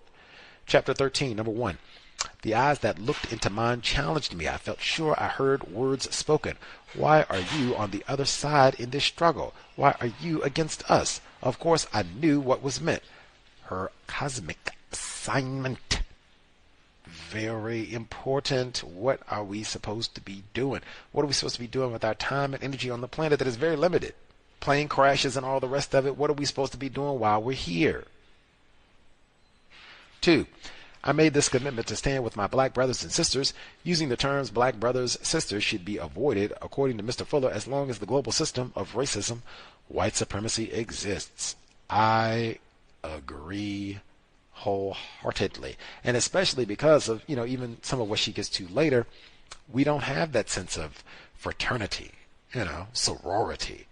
We are about conflict and hostility with other black people. We've heard that in lots of that even in this book. So that being the case, we slow that down. We get to a system of justice because replace white supremacy with love. Since we don't have love, slow all that brother and sister down. 3. French prestige had suffered enormously with the loss of Indochina, and now in divesting itself of its African empire. Twice during the campaign I was almost killed. Indochina, aka Vietnam, the French racist white supremacists leave, and the U.S. racist white supremacists move right in as replacements. Voltron, and you see that with the continent of Africa, white people, even Haiti in their history. French white people get in trouble, you have other white people who come to help out, intervene, got to maintain control over the Negras. Even if white people don't get along, we will work together, put our differences aside to get control of the Negras. And that is for sure the case with Vietnam. Again, Planet of the Apes, the 2011 version comes to San Francisco, but that started written by a French white man. It's Pierre Boulez, Robert Boulez, I think is his name, but written after the French losing Indochina. He writes that book out. The Negroes or the apes say, take over. Oh, what are we going to do? See. 4. Hermitage. I found my baby very ill with toxicosis, which was widespread in this arid country where the temperature can be 40 degrees centigrade in the shade. Toxicosis is a general term for poisoning. Not sure if it is referring to heat stroke in this context. I have no idea. Children seem like, man, so many children. You got the ants and weather and being left with strangers and stolen. Like, man, starved. Maybe you get medical attention. Maybe you don't. Like, children catch a tough time in this text. They're non-white especially. 5. In 1946, the Malagasy revolted against the yoke of French colonialism. They never recovered from the price of that revolt, the slaughter of 100,000 souls out of a population of 6 million. The Africans fought with spears primarily. The French engaged in mass execution, torture, and rape. The managerial class was reportedly wiped out by the French. Not sure what the term managerial means. Educated? ? Decades later, there was lasting conflict among the people because those in subsequent leadership were the same ones who supported the French prior to the uprising. They have so many reports, documents about this. Just because I'm at the UCLA library, they literally have close to 1,200 hits just on I think I put in Malagasy, 1947 is the exact date of this major revolt. There had been many revolts against white people in France before that in Madagascar, but the revolt is the 1947 revolt, and they have lots of news reports about that. This is the Herald Tribune Bureau from New York, April 1947. Paris reports revolt broken in Madagascar. Hundreds of rebels seized. Island-wide rebellion linked to Vietnam scene. How about that? April 2, relative calm has been restored in Madagascar, the French island off the southeast coast of Africa, where French airborne and mechanized reinforcements have quelled. It was announced today an island-wide insurrection started by knife-brandishing native nationalists. During general election Sunday, several hundred native rebels have been taken prisoner, killed. Now the Ministry of Overseas France is determined to find out which of the political factions on the island were to blame for the trouble. A spokesman for the minister asserted today that the violence seems to point to the Native Nationalist Party that won the election Sunday, but said it was not yet certain whether the entire party or merely an extremist fringe was involved. French Reds back rebels. In any event, French authorities are convinced that the uprising was planned well in advance. Some even believe this outbreak of nationalism on Madagascar can be linked with France's war with the Republic of Vietnam some 5,000 miles away in French Indochina. The empire-wide import of the revolt was emphasized today, even before Marius Motet, Minister of Overseas France, had submitted his report on the uprising to a meeting of cabinet ministers. Today, the communist press had chosen sides. French communists have previously shown that in Indochina their sympathies are with the Vietnamese rather than the French. Their sympathies are now also shown to be with the natives in Madagascar uprising. And I'll stop there. It goes on to give more details, but they have lots of news reports about this event. Apparently this was a big deal. Even some in the black press here in the States covered these events. It was in the New York Times and some of the other mainstream publications, and apparently they killed a lot of black people during the midst of all of this, so this got a lot of attention. Even civilians, I guess, white people in France or whites in Madagascar who were just civilians got guns. We got to deal with our Negro problem. Anyway, go on to learn more about that if you are so inclined. Get back to the email. Let's see. Number 6. Lari and Mboki peoples were killing one another. A defrocked priest. Make sure. Defrocked priest Matusa, charged with fraud, convicted, chained, naked, and burned alive. More than 500 were dead as Yulu's partisans armed with guns slaughtered Bengal's peoples who only had assegais and lances. The theme of this chapter is the politics of Africa is chaos. Seems like nothing has really changed today at all. I said, man, if Lumumba, what have you, C.O.W.S, if they could look back and have we made any progress or what have you, where do things stand? Yeah. And a lot of it, exactly why Mr. Fuller has in the 10 stops, hey, minimize conflict. That is a crucial element, driving spirit of counter-racism code. That's why it's no name calling non-white people. That's 10 stops, not the religion of name calling black people. Minimize conflict with other non-white people because there is so much of this. She keeps saying you got the white people all along instigating all of it. All these different places get black people in conflict. Yeah, they said something about you, said something about your parents and all the rest of it. Just go on and on and on. Get conflict. Conflict and having non-white people grousing and fighting with each other as opposed to System of White Supremacy. C.O.W.S, man. Is this true? Are you lying to me? You trying to have us bamboozled, man? Be accurate about things that you're saying, then we can solve some of our problems instead of spinning our wheels, as they say, and we made no progress in almost 100 years with some of this. No progress. Come on, man. Minimize conflict. 7. You were just a gamin then? Gamin is defined as a young woman with mischievous, boyish charm.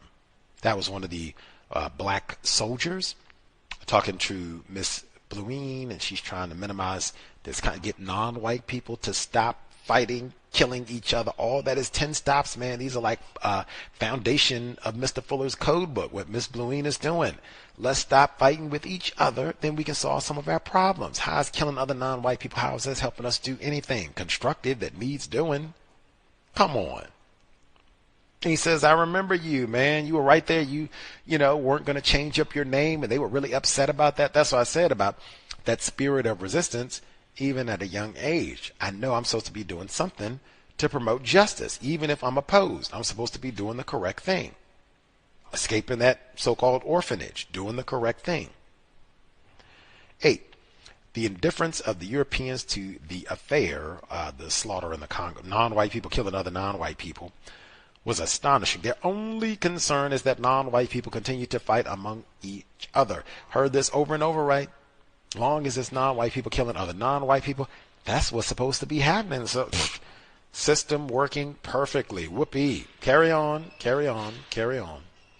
Might be entertainment for us. We'll read the updates in the newspaper as we drink our coffee. Lost my place. 9.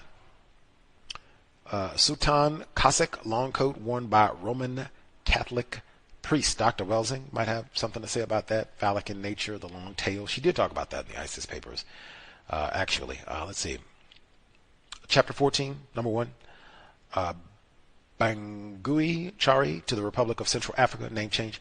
Our new president was Bartholomew Bogandi, a man who began his public life as a priest, then decided that his countrymen were more in need of material aid than spiritual succor. He was a great African leader. Former priests becoming so-called African leaders seems like a pattern. 2. His proclamation, Akui Joe, a man is a man, strengthened his people and threatened terribly the residual colonial interests. It meant every man counts. Reminds me of the slogan on those signs held by the striking sanitation workers in Memphis, 1968. I am a man, one vote, right? Basic principles, all of which is squashed and negated by the system of white supremacy racism. You're not even a man. Man not. All of that. Not one man, one vote. You're not even a man. All of that disqualified. System of white supremacy racism. Lost my place. Boganda and his French wife. I assume she is classified as wife. I said the same thing. And you had a lot of that. Non-white leaders. Many of them, they were allowed to be educated overseas, so they had more contact with white people, white education. They could speak English, French, the language of white people, and that did happen a number of times where powerful so-called African leaders ended up married to white people. Repeat, I think we even talked about that down in Guyana, where one of the leaders ended up being married to a white woman.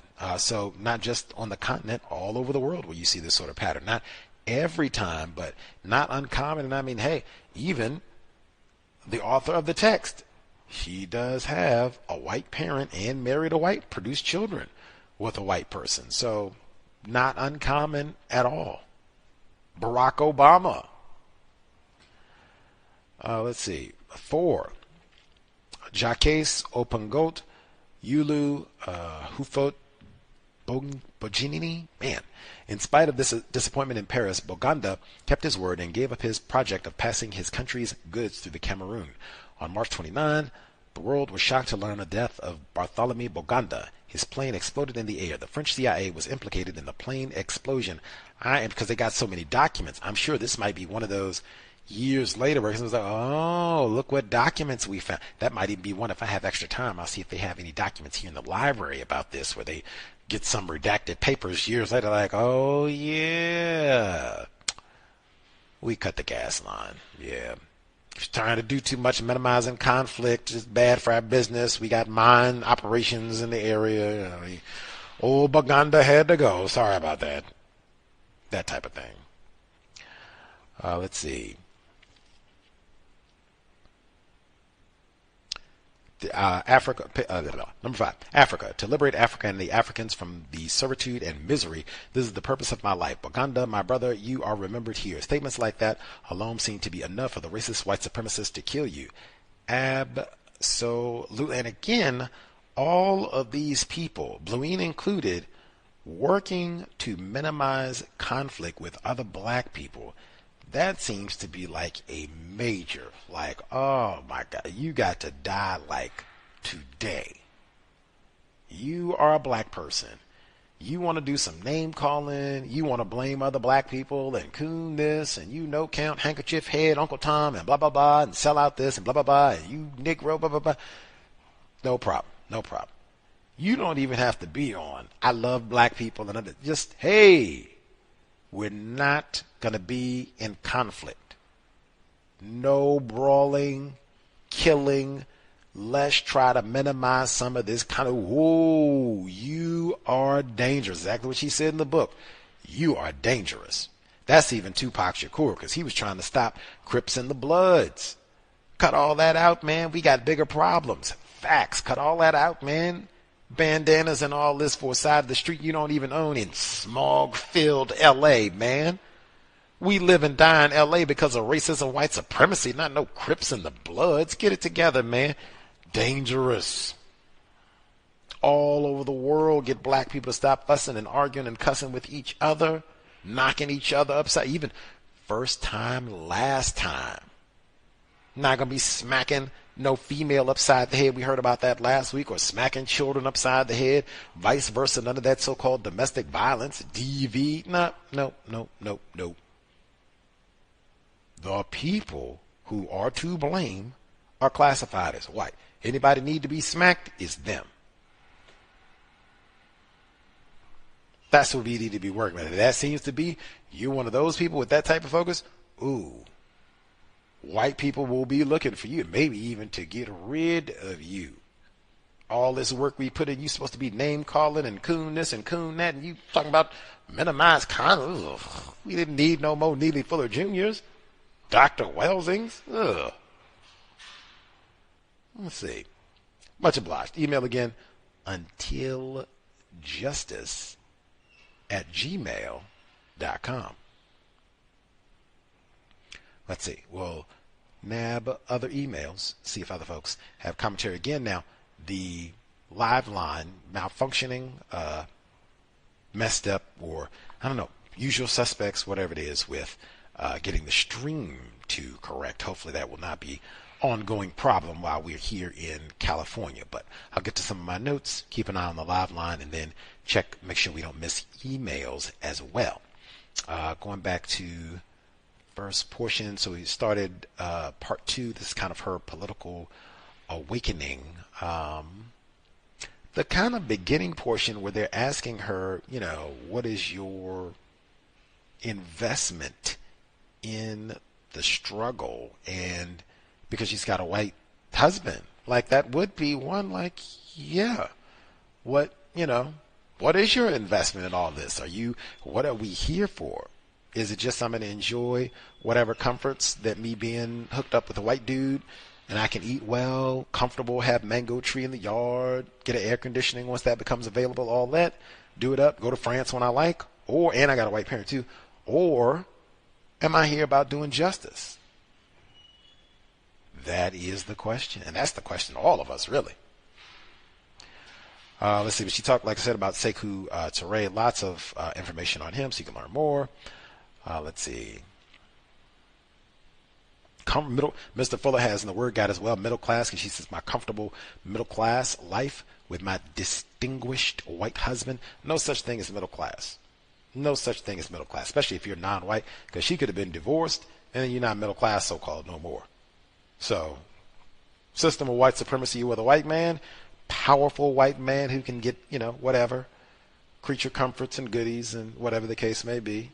You could take that, go along with it. Everybody likes a little bit of comforts on the plantation, or try to solve this problem. Things could go badly even if you don't try to solve this problem. Remember her mom? Let's see.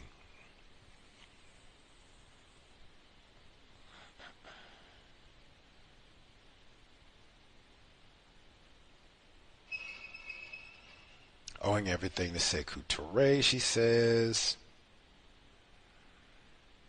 So World War II, Mr. Fuller talks about that all the time, how World War II just totally disrupted the system of white supremacy. He would say for the worse. I think he would say Adolf Hitler concluded as well that it would be for the worse since they were not victorious, that it totally destabilized things for Negroes in terms of white control over Negroes. That's why the France, they lost Vietnam and Algiers and the Congo and all their colonies direct control over these locations. The British lost India, just on and on and on from World War II. And lots of it, non-white people getting education and learning things and, hey, being a little bit more ambitious. Maybe things could be better. We've learned more. We don't have to go back to the way things were back in the 30s and 20s and all the rest of it. A lot of these people who came to power and became important, they were educated during World War II.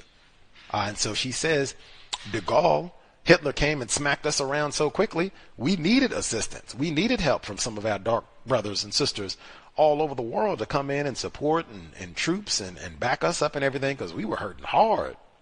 And he says, so to pay you all back, we'll look out for you if you all vote, to go along with it. Now, they do all kinds of sabotage, and that's why the importance, you all have to vote and say that you want this. If we go around and promote conflict so that you all are arguing, fighting, killing each other, you won't even have time sitting around like, oh, whoa, wait a minute, brothers and sisters, wait a minute. We want the white people out of here, yes? Yes, beat it, whitey. Then we can get back to figuring out, whatever else to do.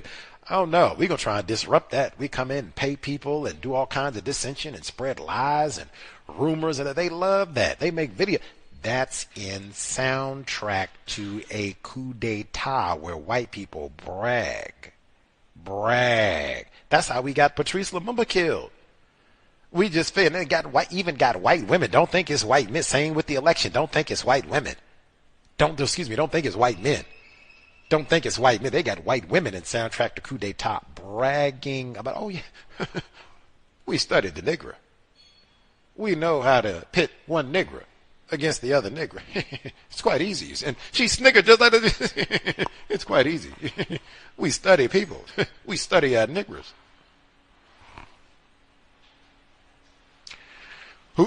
Who exactly is ignorant about racism, white supremacy? I bet you that white woman read C.O.W.S. Autobiography, put some money down. As did Johann Guimont-Prey, white filmmaker. He already read this book. We late. Let's see.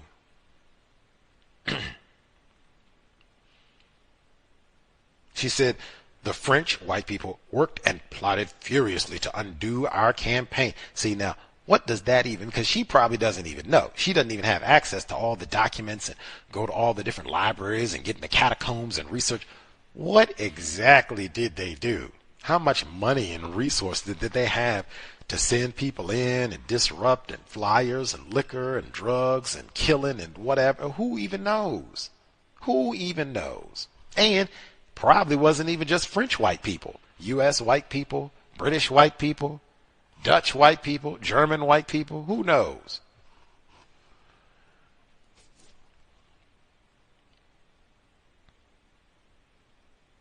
Oh, and then she talks about all these car accidents, seem like someone hit the gas or the brakes and tampered with the vehicle and all that. Same thing as the plane crash. All of this was during this time period. CIA and all of that. Minister Malcolm X, when he went to Paris, and there was fear that he was going to be assassinated. They didn't even allow him into the company. That was before he was assassinated. It was all of this sort of stuff all the time. Spying, killing, cloak and dagger, killing people and blame it on somebody else, and mystery, that type of thing. You don't figure it out for 50 years later, if at all. Let's see.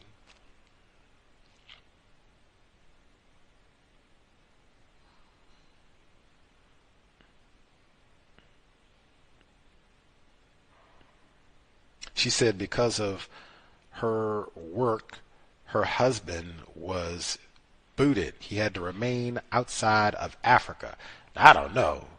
I could see easily how, if I'm a white man, and because of my Negro wife's rebellious, uppity conduct, they're punishing me?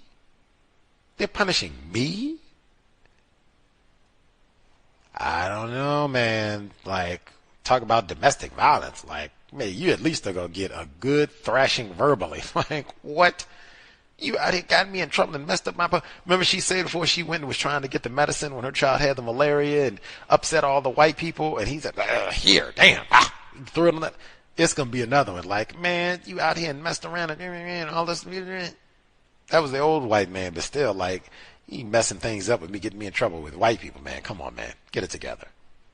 I'm going to go find me a nigger woman who can behave. You around here stirring up trouble. I already talked about the Madagascar revolt. Lots of books and publications about that. Another one where you got a lot of probably poorly educated black people with no unarmed, a stick, and white people get to go with their my man, we read Chris Kyle, American Sniper. We'd go and brag about all the black people we killed. Brag about it. They got a toothpick. Let's see.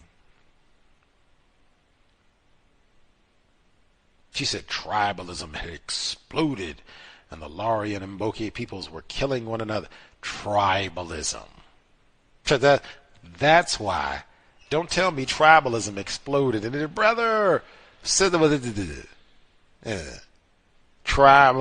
wouldn't be exploding if we were brother and sister. So don't even get with all that.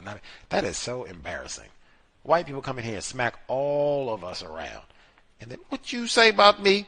Ooh, and we do the same thing here. We do the exact same thing here. White people come and smack our whole neighborhood around. Not just you and your mom, your grandmother. A whole neighborhood. Smack us all around. And we wait. What you say about me, Leroy? Ooh. You done stepped on my foot. Ooh. White people come and cut your whole foot off. What you say about me, Leroy? Ooh. Embarrassing. Then again, Fuller, 10 stops, man. No name calling black people. My try. It's embarrassing, man. It's embarrassing, man. Got my other little gang of black people. We're going to fight the other black people. It's embarrassing, man. We did it all over the world. It's embarrassing, man. 2025. Embarrassing. Let's see. I've been reading about Jim Jones all this time. They talking about cults over there. Wacky. And how this so-called cult, they're using racism, same way Jim Jones, like having the white people beat us down and black people for the continent and all that. Same, sound like Jim Jones. Got the rhetoric down at least. Let's see.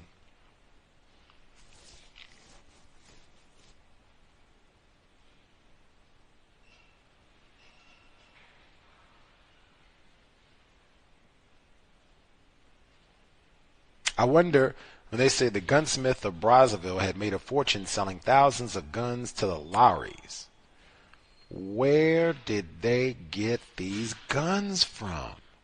I seen Lord of War. Remember Nick Cage? I seen that man.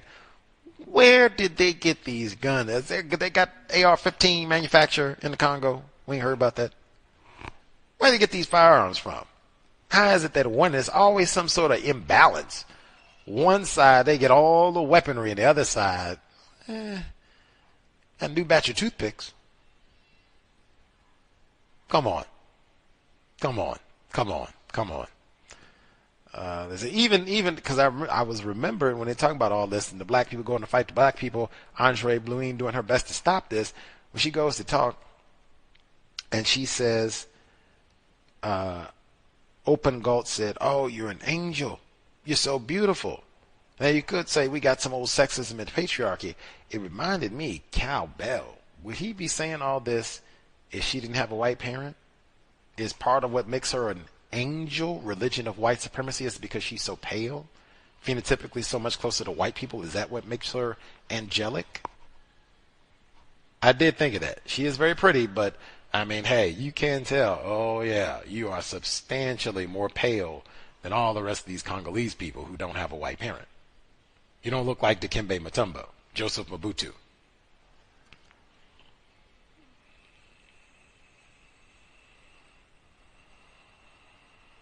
He said, he's talking to I shook Jacques Opengalt's hand. He spoke with great feeling. He said, I could reach an understanding with Abe if he weren't surrounded by the worst kind of white advisors. It is they who are encouraging this war. We Africans could work things out among ourselves.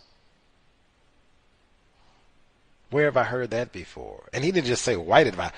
The worst kind of white advisor. Like, come on now, really? What are the mediocre white advisors? What are they? They got the worst. You got to kill them all. You got to kill every last coon. A coon is a coon is a coon. Good Lord.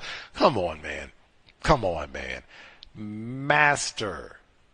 See, how are they the advice? Like, how did you even end up in this role? You should be automatically be disqualified, right?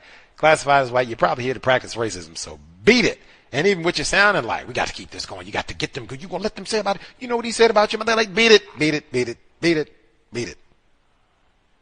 Causing all this here. Said if we just get rid of the white people, I think we can get this all ironed out. Nope.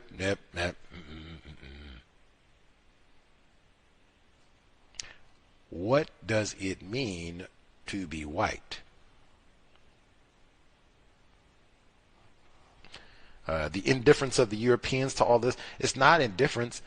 This is what they want. They might have been there as official witnesses to make sure that this is happening. They might be affiliated with the worst of the worst white advisors.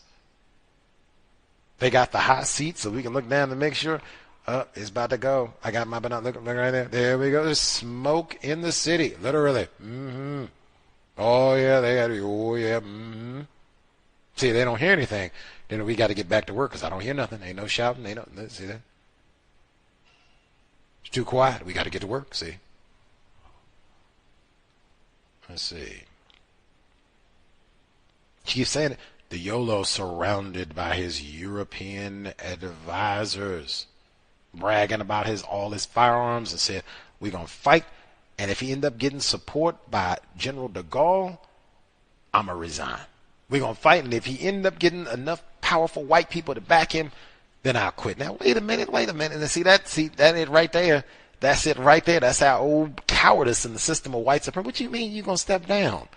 No. If they messed up and said something about your mama and your daddy and your cousins, you supposed to tell them, any white people, hey, they got any of them polka dot folks, red, purple, and green peoples, they got any of the alien peoples that you tell them too, man. Hey, man, you don't talk about my mama. You don't talk about my cousins. I got a problem with Leroy, and if you with Leroy, I got a problem with you too. Anybody else, step forward. Make yourself known. Speak up. That's the way you supposed to do. If you don't go flex on no weak, lame niggers and be tough. And then you say, well, I'm going to go get Charles de Gaulle. Oh, well, I quit then. What kind of lame coward are you, man? Oh, I don't want all that trouble with them white people. I'm going to go sit down and be quiet now. Learn how to behave myself. Well, behave yourself with the other black people. And again, that's us all over the world.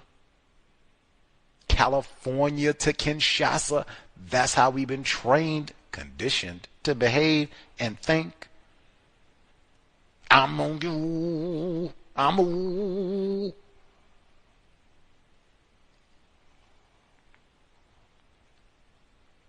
And egged on by white people. Cannot minimize that because she says some of that. Egged on, trained by white people to do this. Fight other black people. She used the term gay in this book, like, I want to say correctly, to mean happy. Like what it used to mean. Not in terms of sexual confusion at all. She uses it the way it used to be used. Gay, happy. Let's see.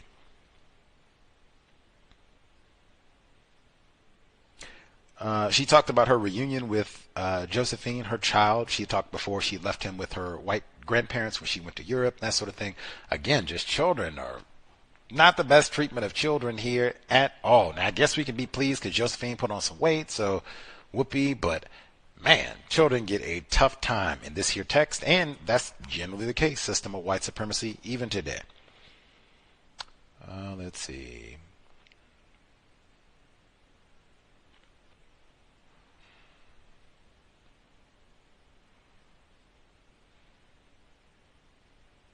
She's willing to sacrifice herself. You ought to cut out all this brawling, killing black people. I'm going to put myself in the center, so you have to kill me. And they're like, whoa, she's serious. And yes, I'm serious. That, hey, cosmic assignment. What am I here for? Play with this white man, eat artichokes, good French food, chill, enjoy my powerful life as a white concubine or husband, Negro concubine to a white man, wife, not husband. Nah. Justice. Stop non-white people from killing other non-white people. That is one of the mandatory components of the system, like doing cosmic assignment. Let's see. Anything else?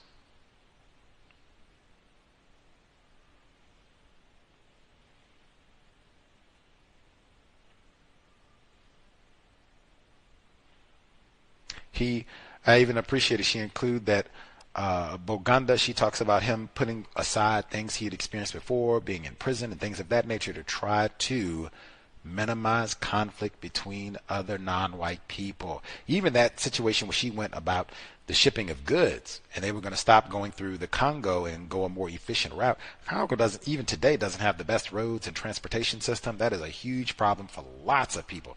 That's when it might just be expediency. Like, man, y'all don't have great roads, it's raggedy and then rain and all that. I'm going to try and do it the quicker way. But to make that sacrifice just to minimize conflict between non-white people, so important, something that we definitely should keep in mind, even in the spirit of how we contact other non-white people, not seeking out other non-white people for purposes of conflict and just to disagree. And you don't know what you're talking about, name calling, all of that, even putting new titles on them that they have not assigned themselves. Minimize conflict. Certainly no name calling, fighting, killing amongst non-white people, victims of racism. That is so mandatory. And really, white people invest so much time and energy to have us kill, fight, target other non-white people. Got to. White genetic annihilation. They're a tiny, tiny, tiny percentage of the global population. They gotta have non-white people in conflict with each other all the time. That's all we heard this week in the text. Any hoodles. Keep an eye out on the email. Again, some sort of difficulty with the live stream. Not on TuneIn, my blog, racism-notes.com, but we are on live. You can call in, hopefully be corrected when we get back for either neutralizing workplace racism or the compensatory call-in this weekend. But you can listen online, can dial in 605-313-5164, the code 564943, pound, press star 61 if you would like to participate. We will get to audio section number 2. If you have thoughts, observations from the first portion, jot them down. We should have ample time once the second portion concludes. This is Andrée Blouin's My Country, Africa, Katherine Massey Book Club, audio segment number 2. Chapter 15. An invitation to help the Congo's women. Guinea was the only colony in Africa to vote non to de Gaulle in the referendum on September 28, 1958, and 4 days later, on October 2, became free. The price of such independence, we knew, would be heavy, but the people were prepared for this. Stolidly Guinea took the consequences as the enraged French made their departure from the country as disruptive as possible. As they withdrew, they took with them every piece of material that they could carry off, including the telephones from private homes. The president of the new republic was, of course, C.O.W.S, who had been vice president of the colony under the Loy cadre during the interim year before independence. This dazzling political figure had begun his career as a bold and ardent trade unionist. He came from an illustrious Malinke family. His grandfather, the great Almany Seymour Touré, still honored today, was a peerless general who held the French occupation army in check in the late 19th century. To punish C.O.W.S and his wayward people, the French, deprived of their economic ties with Guinea, did all they could to cut off Guinea's economic relations with everyone else. Through threats, rumors, and alliances, using every pressure they could bring to bear, they sought to establish an economic cordon sanitaire around Guinea. The hardships during the succeeding months were terrible. There were massive breakdowns in communications and transportation. The stores had no goods and the markets were almost empty of food. Still, Guinea was admired as a model of revolutionary zeal by the other African nations. Their leaders came to Guinea to present their respects to C.O.W.S. It was thus that I was to meet some important political figures from the Belgian Congo, that country that had fascinated me since my tour with Roger through Kasai and Kouélou. But even before then, in a sense, the Belgian Congo was part of my fate, for Henriette was Belgian and the Congo was the fiefdom of her people. I met these Congolese nationalists entirely by chance, through impulse one evening while I was dining out with my husband and some friends. When I consider the difference between what my life became and what it would have been if I had not acted on that single, spontaneous impulse, my mind boggles. It was in January of 1960 and we were at Maitre Diop, a restaurant in the center of Conakry. African melodies were playing on the radio. Then I heard a song that I recognized from my youthful days in the Congo. At a nearby table a voice began to sing the words, in Lingala. No one in Guinea spoke Lingala. My curiosity piqued, and an old nostalgia revived. I rose and went to the table of 3 men, where one of them was singing. "Forgive my forwardness in speaking to you," I said, "but I heard you singing in Lingala." I presented myself, then added, "May I ask where you are from?"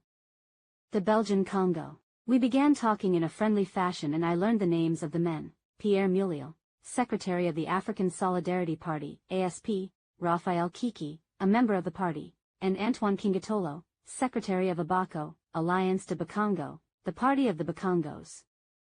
Then I learned of an astonishing coincidence. On the evening that I was to leave Brazzaville for Conakry, some friends had come to me and with the precautionary airs of a grand intrigue said, "This evening, if you like, we can take you several kilometers from the city to meet, in strictest secrecy, 3 refugees from the Belgian Congo. They are nationalists who are tracked by the Belgian authorities for promoting independence. I think it would be of great interest to you to meet them." My guide took me to the clandestine rendezvous, but no one was there. They had left already, for Conakry. At Maitre Diop, I found that the 3 hunted political leaders whom I should have met that night outside Brazzaville were the 3 men before me. They told me, "Our country will obtain its independence on June 30th. We are here to study the political and social experiences of a brother country that is lucky enough to be free already." We spent the rest of the evening in an exhilarating political discussion. Fascinated by the work of these dedicated men, I invited them to our home, the Hermitage, on many occasions after that. Thanks to them I met Antoine Gizenga, president of the ASP, when he arrived. He had been visiting the capitals of a number of countries, Brussels, Bonn, East Berlin, Moscow, and Paris, to arouse world opinion in favor of giving the Congo its independence. It was this trip that forced the Belgian government, at last, to agree that it could not keep the Congo forever, as Leopold had once sworn. Until then the Congolese people had been forbidden any kind of political activity at all. Demands for change of any kind could be made only through cultural or athletic organizations for professionals, of which the Belgians had taken care to form very few. But when the French Congo, across the river, voted on the referendum in September, suddenly the emancipation fever caught like a brush fire. Politically, the Belgian Congo's nerves were all on edge. It was at a cocktail party at the Hotel de France given in honor of President Gizenga that the Congolese group asked me to return to Leopoldville with them and join them in their work. I felt honored, but my first reaction was to refuse. I was afraid that my presence might bring prejudice to their cause. "Think of the Belgians' reaction," I said. "They would certainly assume the worst, since I come from Guinea. This might bring you problems. It might damage your chances in the elections." But the group refused to hear this excuse. "We need you there," Gizenga said. "The women of the Congo have not been politicized like the women of Guinea. You can help us to awaken the women to their part in the political and social development of our country." Gizenga then asked C.O.W.S his opinion about my helping to organize the women of the Congo. By then I had met the man whose photo changed my life and he had introduced me to many of the great leaders of Africa. Through him I met, in Paris in 1957, Félix Houphouët-Boigny, the president of the RDA, which C.O.W.S had helped to found. At that time Houphouët-Boigny was the Minister of Health for the French government. I also met C.O.W.S great friend, the president of Ghana, Kwame Nkrumah. It was Nkrumah who asked me to make a call to Africa's women to help bring the men together, setting aside the old quarrels between peoples. He wanted to unify the continent. Nkrumah envisioned a new political entity, a United States of Africa, similar to the United States of America. Africa had been fractured not only by the arbitrary patterns of European colonization but by old tribal claims. Before all else, a new unity had to be achieved. I wrote and broadcast a plea to Africa's women that was heard throughout the Francophone territories. Translated into English, it was also broadcast in many of the Anglophone countries. When Gizenga asked C.O.W.S his opinion about my working with the women in the Congo, C.O.W.S answer was, "Of course." She will help you as a patriotic woman of Africa. I was proud that he thought of me, not as a woman of one country, but above all, as African. After the 1957 Congress in Bamako, when I made the acquaintance of the RDA's great family in many countries, I was known to all as our sister. My Congolese friends left Conakry to return to their country in February 1960. I excitedly discussed my plans to join them with my husband, who was then working for the Guinean government. Since I would be gone for several months, he agreed that I should go alone. At the end of April I received a telegram from Gizenga, asking me to come and help his party immediately. The electoral campaign was about to begin. When I arrived at the Leopoldville airport, as I had foreseen, the Belgian police looked at my passport distrustfully. The mere fact that I was arriving from Guinea, that dangerous country, made me suspect. 2 days later I joined Gizenga and his staff. Where? Precisely in Bainingville, where I had disembarked with Roger after our idyll on the river boat, the Bolangol. Gizenga introduced me to his entourage and explained his plans for the tour of the provinces we would make. That same evening I took part in my first meeting. Gizenga, the president, and Muriel, the secretary, spoke first. Then I launched my Apialtoth women, begging them to settle the quarrels that divided peoples. I asked them to work for unity and liberation. My words were well received. It was an auspicious beginning. Immediately I was accused by the opposition of being a spy for C.O.W.S, the terror of French colonialism, planted in the heart of the ASP. The Belgians pointed me out with hatred. We began our tour of the country. Traveling in a convoy of 15 vehicles, cars, vans, and trucks, we explained the ASP program to the people of the towns and villages. As we traveled the Coelu, I was the only woman in our group. But the fervor of the campaign made me forget that I was alone among so many men. We had a meeting every evening and 2 each day. There was hardly time to eat. I never felt tired, for I had work to do. Never have I felt more alive. It became my job to organize the feminine movement for African solidarity. While we spoke of the need to liberate our continent, I saw that the women, in fact, desperately needed to be liberated themselves from crushing tribal traditions and from the vice of alcohol. In Kikui, between 8 o'clock in the morning and 2 o'clock in the afternoon of April 8, I enrolled 4,325 members in our organization for women. Even men jostled to sign up an absent wife, mother, or sister whom they wanted to be a part of our movement. That afternoon, at the home of Madame Kamatatu, a nun who had left her order to become a teacher, I met a group of her colleagues and nurses who offered to help me. I gladly accepted and appointed them the provisional leaders of the first chapter of our movement. Together we worked out a temporary set of bylaws while waiting for the permanent representatives to be selected democratically. That same evening about 6,000 women and 3,000 men attended our first meeting. After I presented them with our new pro tem committee of directors, I invited the women members of our audience who cared to do so to join me on the platform and to speak of their problems. I wanted to learn more about them, and I wanted them to see, by this airing of difficulties, what their common problems were, so they could envisage what was needed to solve them. As they told their stories, I saw that these women had suffered terribly. At the bottom of most of their grief was the dowry system in which they were sold by their parents to their husbands. The price of their dowries marked them ever after that, stigmas for the rest of their lives. They were trapped in a system in which they were mere chattel. I told the women that this custom would be abolished if they worked to free their country, which would also bring about the liberation of the women. If she so chose, the woman could be the foremost instrument of independence. These unheard of ideas aroused great excitement among the women. At the end of the meeting, these submissive women pressed forward to touch my hand. They cried out with joy, "Thanks, little one, bravo." Even their husbands promised me their support. A number of older women pushed through to me and insisted on carrying me triumphantly on their shoulders. From then on these women took to confiding in me. They came to me with stories so lamentable, so fantastic that any one of them, alone would have served to condemn the system. I was so outraged for these women that I vowed, more than ever, to fight for them and to free them from the traditions that kept them in such appalling ignorance, so unable to cope with life, and above all, so much at the mercy of their men. I looked at the children of Dima and thought of my own daughter. I swore. Let it not be said that I did nothing to make the African woman free. The platform for our organization was dedicated to the following concerns: to make all women, no matter what age, literate. To promote an understanding of health and hygiene. To combat alcoholism. To work for women's rights. To work for the protection of the abandoned woman and child.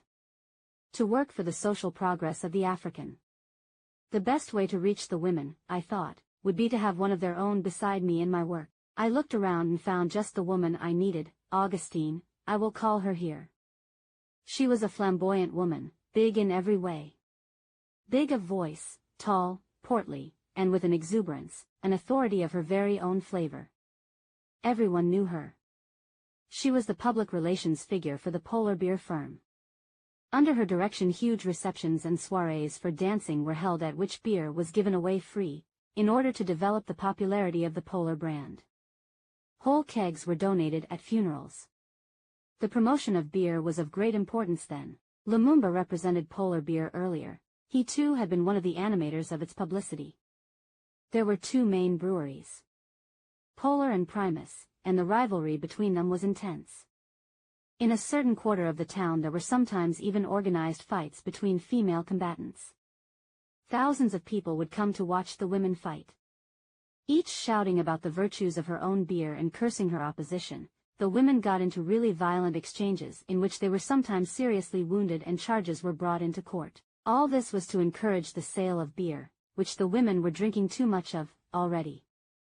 Really, it was terrible the way the Congolese women drank, sometimes a case, a dozen bottles before noon. They paid for their vice through use of household money that should have fed their children, and through petty commerce and prostitution. One day when I was lecturing the women about their vices and especially about abandoning themselves to drinking when they should be working for their country, I saw in the crowd this woman, the Polar publicity woman, Augustine. I made my decision then. I said, now we have entered a new period of responsibility, and to help us in our women's movement I'm going to call on a woman whom all of you know and love. I emphasized that. Then I beckoned to Augustine in her place in the crowd. Come, my sister, I said, it is you who will help us and lead us in our campaign for a better life for Congolese women. Everyone turned and looked. A great murmur ran through the crowd. Come, I said. Now it is you who will help me in my work. I don't speak the dialect of the country, so it is you who will speak. It's your duty to educate our youth of today. It's you who will teach them not to drink like bottomless holes. Come stand beside me, my sister. Come up on the podium. Slowly, Augustine came up to the front. Taking her time she climbed the steps and came to the microphone. With her pain she wiped her tears, for in fact there were tears of emotion on her cheeks. Finally she was in control of herself. Then she addressed the crowd. Voila, she said, in her impressive voice, and she made a large gesture toward me. This is a man, here. The crowd responded. They knew what she meant and were ready to hear whatever she would say. As for the rest of you, out there, she boomed, and here she made a sweeping gesture to the crowd, you are zero. This sister, here, has come to teach us something. And I have something to say to you myself. The crowd was hanging on her words. You all like Polar Beer, don't you? Immediately there was great shouting and cheering. Bon. And you all know me. Bon. All this time I've been talking about Polar Beer. Day and night. Polar Beer. Well, now I have something new to say, so listen to me. If I see any of you drinking a bottle of beer before noon, I personally will bust you up. Je vais te casser la gueule. This proclamation electrified the crowd. It gave a whole new spirit to our movement. Augustine left her own work to travel several hundred kilometers with us in Coup, speaking to the women. She was a wonderful collaborator because she was so well known, even in the brush, and she spoke the patois of the people. When this bon vivant personality who had always been associated with self-indulgence and good times turned around and lectured on the need to be responsible and work for the good of the country, the people were enormously impressed. It was just the psychological shock that they needed, to see the errors of their ways. As we slowly toured through the provinces, we created chapters of our movement at each important town. We named a few strong women of the district as the leaders to carry on our work after we left, in what was to become a veritable women's crusade. Nothing less was needed for the Congolese women. I found them crushed between two pitiless stones, the tribal customs in which they were mere chattel to their men, and the education they received from the missions, largely Catholic, in which they were trained in ignorance, apathy, and submission. To improve the lot of these women would be a long and arduous task, for their spirit had been damaged for many years. The situation was truly appalling. The Congolese woman of the village who lived according to tribal customs had one advantage. She derived a sense of stability from this system that acted as a significant moral force in her life. She had a given role, especially as a mother with her children, that was important. On the other hand, she was bound by tribal traditions that were implacably harsh. A daughter is regarded as a source of capital by her parents who look forward, from the day of her birth, to profiting by her dowry. When they bargain over the dowry with her future husband, it is their interest, in gaining as much as possible, not the daughter's interest in whether or not he would be a kind and decent husband, that is at stake. Given a choice between an old, cantankerous man who already had 3 wives but would pay well and a poor well-intentioned young man, the parents would unhesitatingly opt for the old man's larger dowry. Unconditional submission is expected of the daughter. She is little more than object of sacrifice on the altar of filial devotion. Few women revolt against these marriages either by committing adultery or by running back to their parents' home, because then the dowry would have to be reimbursed to the husband. Usually this can't be done, because it has been spent. So the parents become accomplices in forcing the daughter to remain with her husband, even in the face of real cruelties, in order to avoid being required to return her price. There is no valid reason that a woman can give to leave her husband. She is condemned in advance to submit to whatever sadness the conjugal roof holds for her. If her husband whips her, he is merely preserving his rights of property. And the parents, in their laziness, provide the collusion that closes the door of the woman's trap. Maternity in Africa is considered a blessing from heaven, and an unwed woman with a child is not condemned for this except that she is not worth as large a dowry. The father of the child has no rights to the child unless he pays a dowry, however small. The child is considered the property of the parents of the young mother, and they can dispose of the child as they please. If the child is a female, they can negotiate the dowry for her marriage. Polygamy is another means of keeping the woman in servitude. Having several wives is a sign of a man's wealth. It inspires respect. It also gives the man more leisure, as the cultivation of the fields, in Africa, is done mostly by the women. In many regions the man does nothing but fish and hunt. The man with more than one wife can profit by his wife's work. He can buy himself a new wife. Through her work, as a cultivator and as a mother, the black woman made an enormous contribution to the African social structure. She was, in fact, the indispensable workhorse of the family. I saw that it would not be easy to reverse a custom that had for centuries served the male half of the population so well. The more I pondered the sad lives of the Congolese women, the more I saw that one could not separate the problem of the African continent's resources from the problems of the African woman. Africa is a continent of many disparate people who have little training. The need to utilize human resources better is one of the most important aspects of the economic development of the African nations. It has 2 sides, the idleness of the men on the one hand, and the overwork of the women, on the other. A society can develop only through organized and fruitful labor. The African woman absolutely had to be freed from her role of servitude. The alternative to a traditional life for the Congolese woman was to have an education. But the family that sought to improve their daughter's lot by sending her to school was giving her a poison present. The missions, Catholic or Protestant, had a monopoly on education in the Congo. From them the girl learned that a spiritual life was much more important than a knowledge of practical matters, in which one ran the risk of becoming proud. The girls learned to read and write only in their own ethnic dialect. They were spared such distractions as geography, history, mathematics, and science, while being apprenticed to such harmless occupations as cooking, housekeeping, and needlework. They were not taught the skills with which to earn money, thereby generating self-respect. So often they were unable to resist the temptations of the facile life with which women, since time began, have degraded themselves. Many of them became prostitutes. They fell into every sort of vice, including alcoholism and drugs. Most of them, by the time they were 12, had already had relations with a man. I am ashamed to speak of such things, but there is no progress without facing the facts as they are.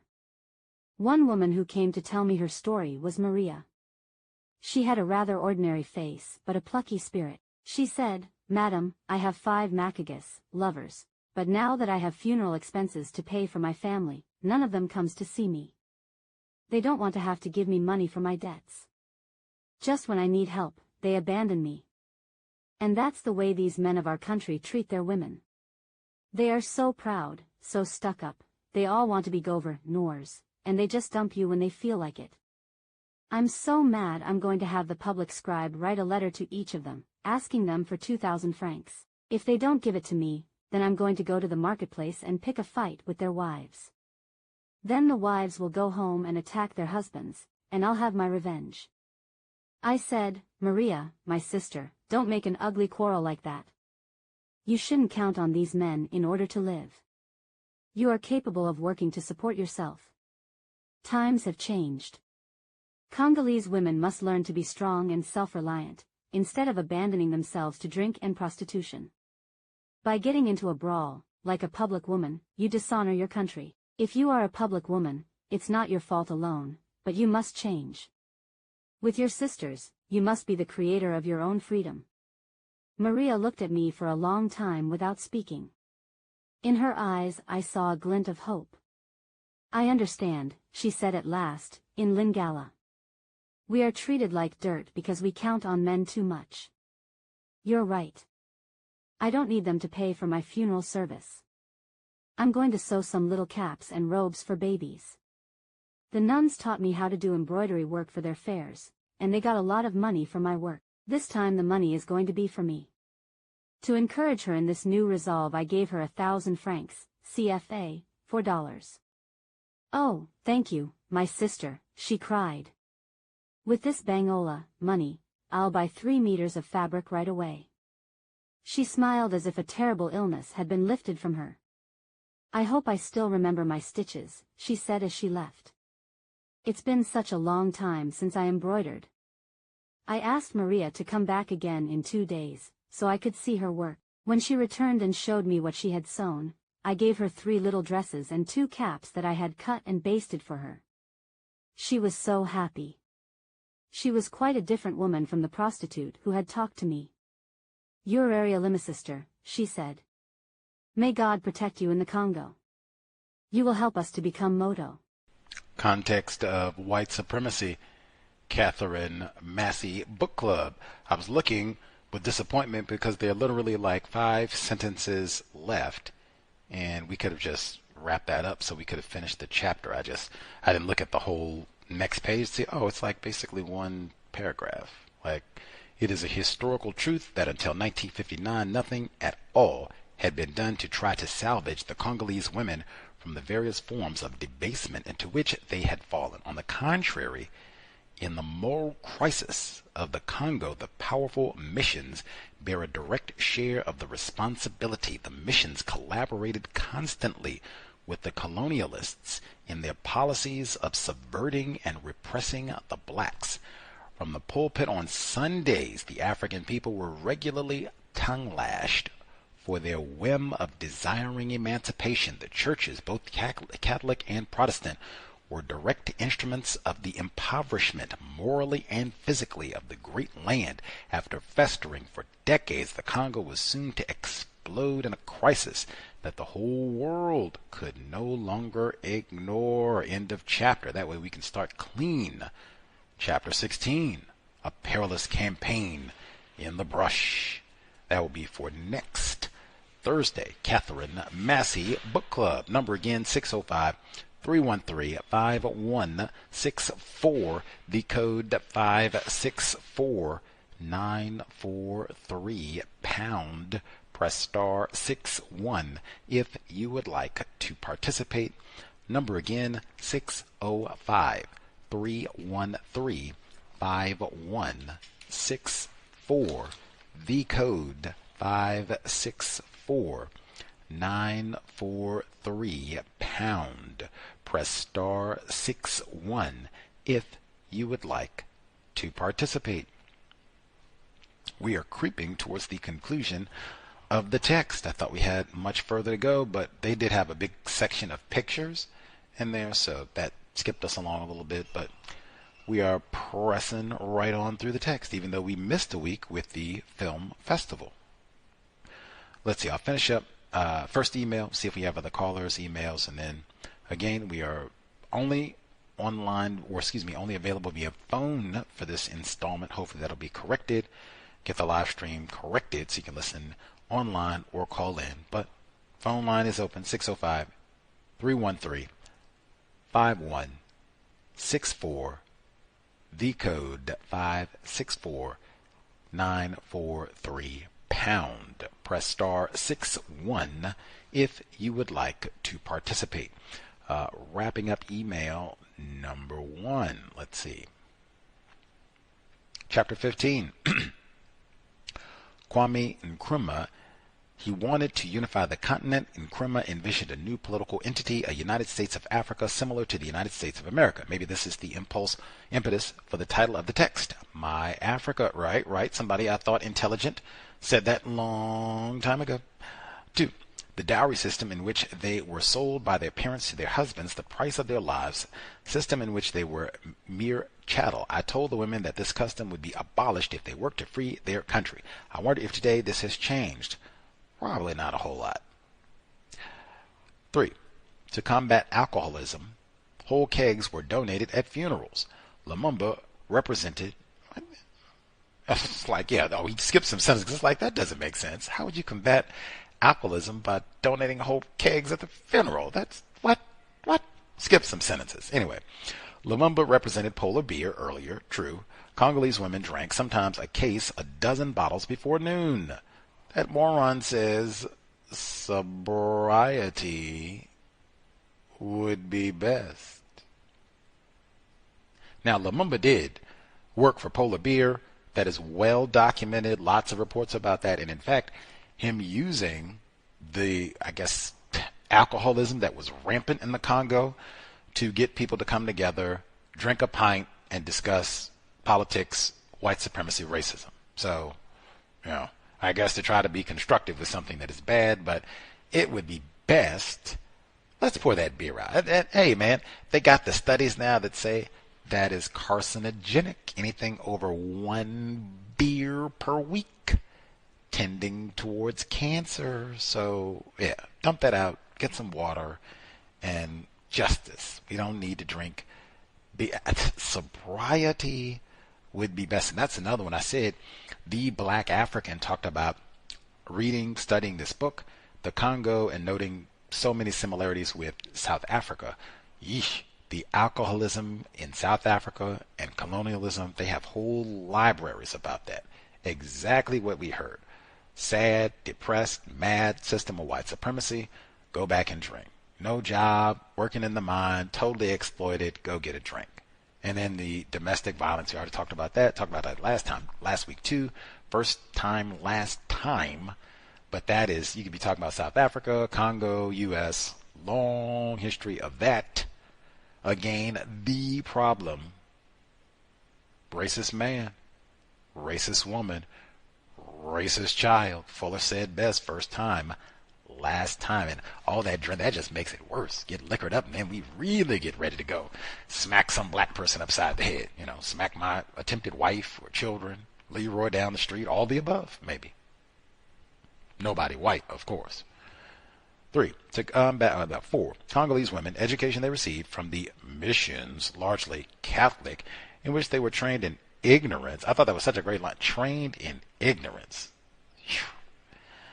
Apathy and submission. Based on what we've read so far, there are lots of similarities between colonialism in Africa and American chattel slavery. Trained in ignorance, we all are. 6. Poisoned. It says 5. Poisoned, present, Catholic or Protestant, had a monopoly on education in the Congo. A spiritual life was much more important than a knowledge of practical matters, keeping us believing in haints. the great Bill Russell. Hey, came to the Bay Area, San Francisco State, won those championships, the great Bill Russell. But he did talk about the haints, man. Say, we could talk about all the haints and spookies. Ooh, was that the ghost of Christmas past? Come on. Come on. Come on. His daughter is a lawyer, I'm sure. She does not go in the courtroom talking about no haints. Come on. Keep us trained in ignorance. 6, the missions collaborated constantly with the colonialists. See that alliteration with the C's? Collaborated constantly with the colonialists in their policies of subverting and repressing the blacks, coordinating required to maintain the global system of racism, white supremacy, also known as the religion of white supremacy, racism. And again, just pointing out the similarities. Esime, Christian. Now, in Haiti, that's the French, you get Catholicism again. But whatever.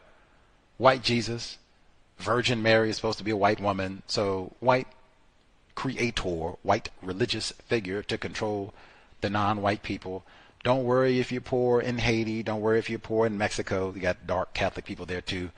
Don't worry if you're poor and Catholic in the Congo. Doesn't work poor and Protestant in the Congo or wherever, or in Georgia, poor and Protestant. Just believe in good old white Jesus. Be obedient. Don't get those heathen ideas about uprising in your naughty, kinky head, and things will be all right in the hill. We get that, all over the world. That's why Christmas, these so-called horror days, are so important. Religion of white supremacy. See? And I think that's worldwide. I'm surprised we didn't get Christmas. Rather, I guess we got to wait. Christmas will be coming through here too. Let's see, unless I missed it. Did we get Christmas in here? I don't think we got Christmas, but that's, big one. Let's see.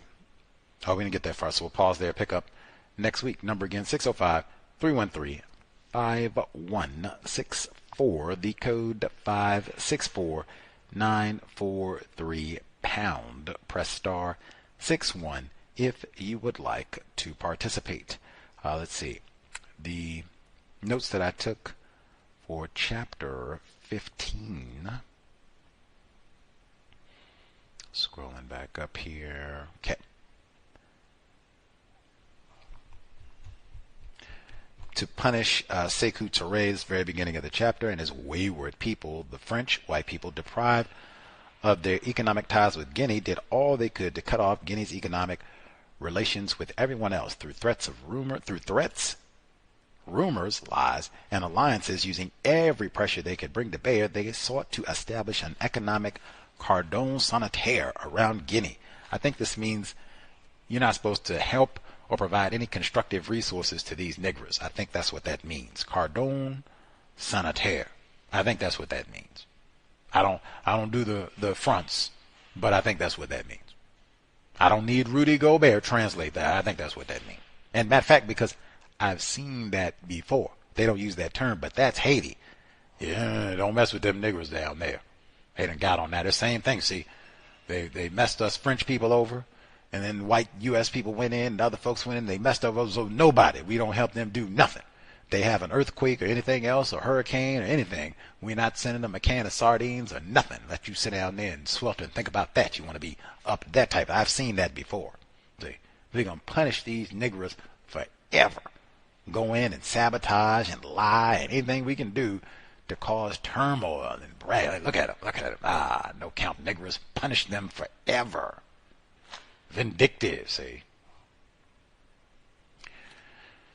Let's see.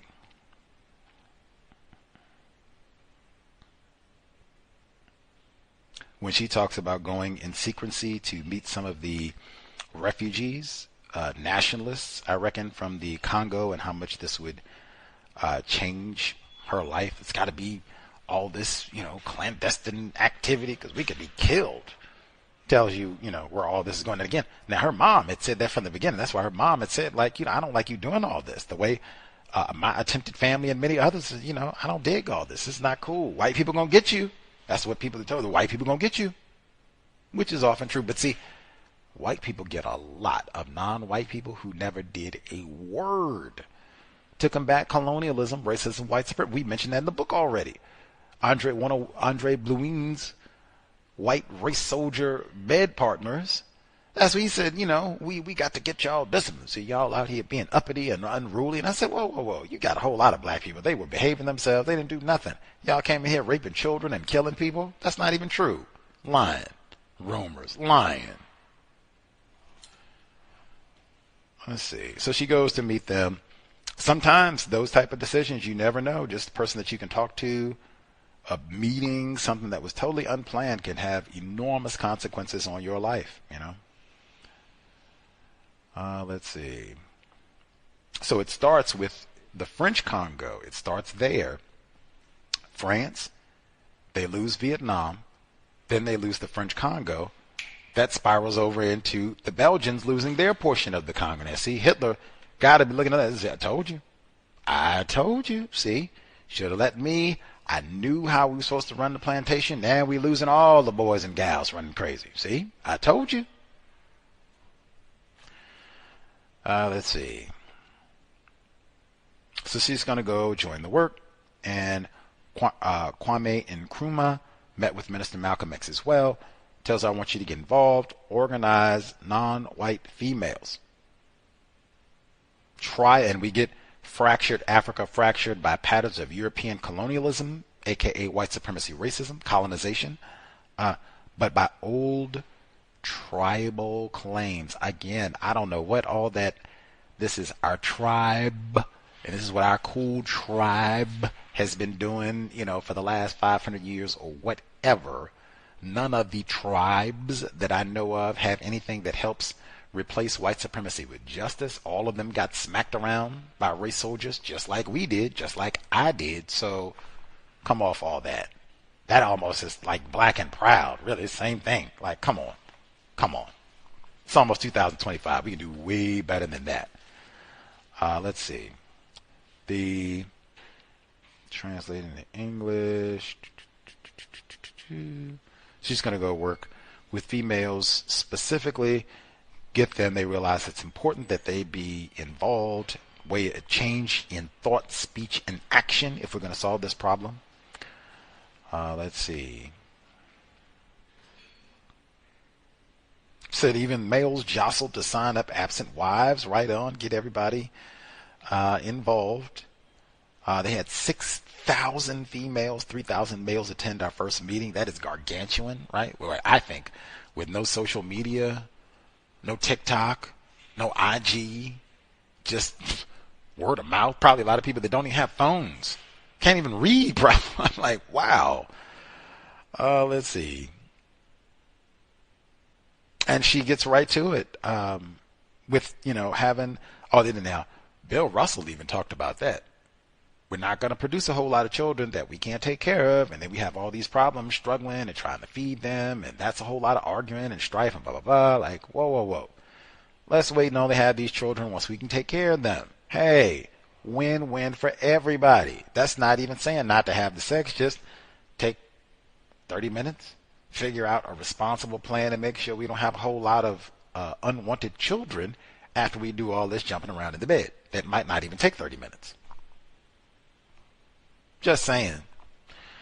But she talked, hey, we're going to be a little bit more responsible.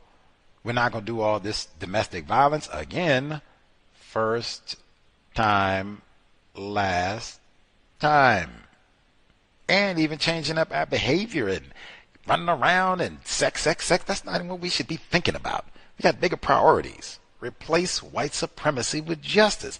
Speaking of priorities, sobriety would be best. Now, I generally don't think about alcoholism as a female problem. I might be being an old sexist, patriarchal, toxic, privileged black male, beg pardon, but I generally think about alcoholism as like a dude.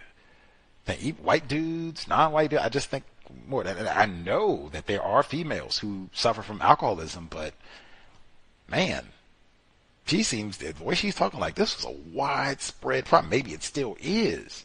Males and females like, oh, that is horrible. usual suspect, because she says, under her direction, huge receptions and soirees for dancing were held, to which beer was given away free in order to develop the popularity of the Polar brand. Heard that with Patrice Lumumba as well. Give away lots of free. And that's what the drug dealers do. Come get free all the free crack you want today. We got free snorts of crack. Come on. Get the crack. Free crack pipe too. Come on. And they get you hooked on it, and then one day maybe it's not free. And then one day they say, hey, today it's going to be a dime. They get you hooked on it, see? And they might even keep it free. They just want you to keep coming back so we know where you're going to be, keep control of you, that sort of thing, see? Don't let folks increase your needs. That was a great one from Mr. Fuller, too. Said thousands of people would come to watch the women fight, shout the virtues of their own beer and cursing or opposition. Really, women would get into violent exchanges, which they were seriously wounded and charges were brought. What? That's how you know there's nothing constructive here. Like, dude, is this taking me towards universal woman? Or I'm just out in some old gang activity, calling names, insulting, and then I'm going to go upside you like, dude. And we want to crowd around, and so you just have to imagine this. People just didn't have their phones, so they would be like, oh, wait till I get this on IG, man. Oh, go upside. Oh, look at that. Quiet as kept. That's a whole lot of us. 2025. Let's see. She said it was really terrible the way the Congolese women drank. See, it's so wide in general. Like, this is not a one or two people, isolated problem, serious, but just a like wide spread plague. She says sometimes a case, a dozen bottles before noon. That is crazy under any circle. Like, if you have a job, if you do a case before, like, are you getting up at 6 o'clock in the morning? You roll out of bed. I mean, to get through 12 before, because I mean, you got to go through 2 hours. I mean, you really can't even afford to sleep until 9, 8. Oh man, now you got to do 3 an hour. What? That is all out. I said Carson did 1 a week. Over that is carcinogenic. 12 to begin your day. I am flabbergasted. They don't even do that for the Super Bowl. Do they do that for the Super Bowl when they get rowdy? We'll pay attention. Now, see, Super Bowl Sunday, they might do 12, I dream and I guzzle down 12 just thinking about how many kegs we're going to go through on Super Bowl Sunday. So, a dozen. Good God, my liver hurt. What is going on? Jesus Christ, sobriety would be best. Let's see. She said nothing less was needed for Congolese women. I found them crushed between 2 pitiless stones, the tribal customs in which they were mere chattel to their men who were chattel to white people, and the education they received from the missions, white people, largely Catholic, exclusively white, in which they were trained in ignorance. Wow. Oh, now, even then, I would not want to drink 6 beers before noon. I mean, dang, I don't even have my brain, and my bladder is about to burst. I mean, come on. It's got to be a better way. Even under all this, trained ignorance, conditioned ignorance that we brag and boast about. See, those tribal customs, if they were bad for the business of white supremacy racism, white people would have eradicated them. They would have got those missions and the nuns. Man, get that cochet. Okay, all the tribalism ends to the whoosh, whoosh. We're going to get to chopping off some feet. Tribalism is done. Messing up our business. That's not what happened. We still got tribalism today going into 2030. Apparently that's good for the business of white people. Black and I'm proud. You put that in there too. Same thing, really.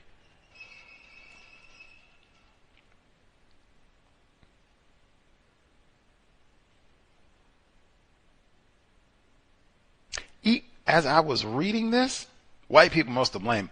As I was reading this, and they were saying that the males are idle, and that the females, they go out and they do all the work, and then I guess everybody's an alcoholic on top of this, and the domestic violence just, I don't know how much of this has changed.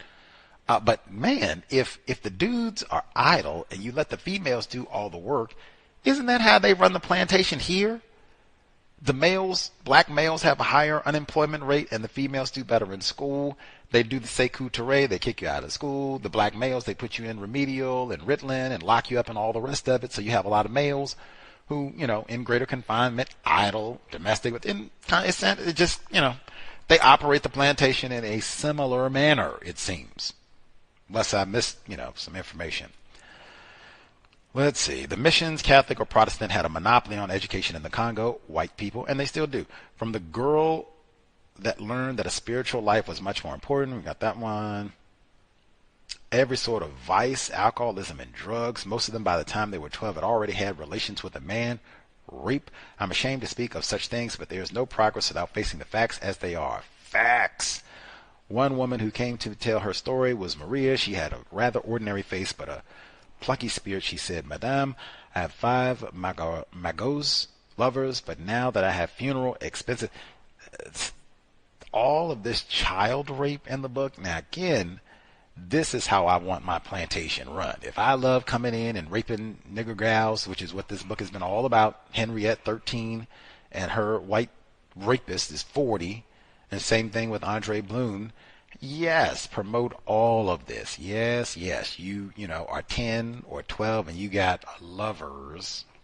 This is normal. This is common. This is great for our business. Great. Love it. I'm going to be your first customer, in fact. You got any sisters? And how much of that has changed even today, 2025? Let's see. Talking about the Congolese males said they were so proud, stuck up, they all want to be governor, white, and they just dump you when they feel like it. I'm so mad, I'm going to have the public scribe write a letter to each of them asking them for 2,000 francs. If they don't give it to me, then I'm going to go to the marketplace, pick a fight with their wives, other black people presumably, then the wives will go home and attack their husbands, and I'll have my revenge. So tacky. That is us, and so much of it around sex. That's kind of how they condition us, just to be about gyrating and hips and producing these babies and then fussing with the dad, not support. I'm gonna take you to court enforcement, child support enforcement, and you gonna pay for these. Where I'm gonna get these? That's all set up. And then again, Bill Russell talked about this. Second wind. And we'll wrap there. We'll pick up for the rest next week. Chapter 16, very beginning. Let's see. Double check, make sure I did not miss. Like I said, I know the live stream. Don't know. Am still in California, so not where I would normally be broadcasting. Slight disruption, my access, I think, to the live stream. Hopefully that'll be corrected for the broadcast either mañana or Saturday. Again, because I'm still in California and hopefully gathering lots of great constructive information. It's kind of a day-to-day thing as to neutralizing workplace racism. We'll see. I think if I'm able to navigate the day correctly tomorrow, should be able to do neutralizing workplace racism if we're able to navigate the day correctly. Now, wacky things occur. Researching takes a little bit longer, whatever the case, then maybe not.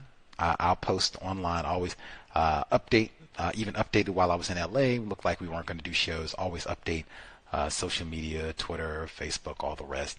Let people know what's happening so they're not totally blindsided, unawares about what's going to transpire with the broadcast. So I'll post, but things, I'm able to navigate the day tomorrow, Friday, we'll see if we can broadcast. And like I said, same plan for this coming Saturday.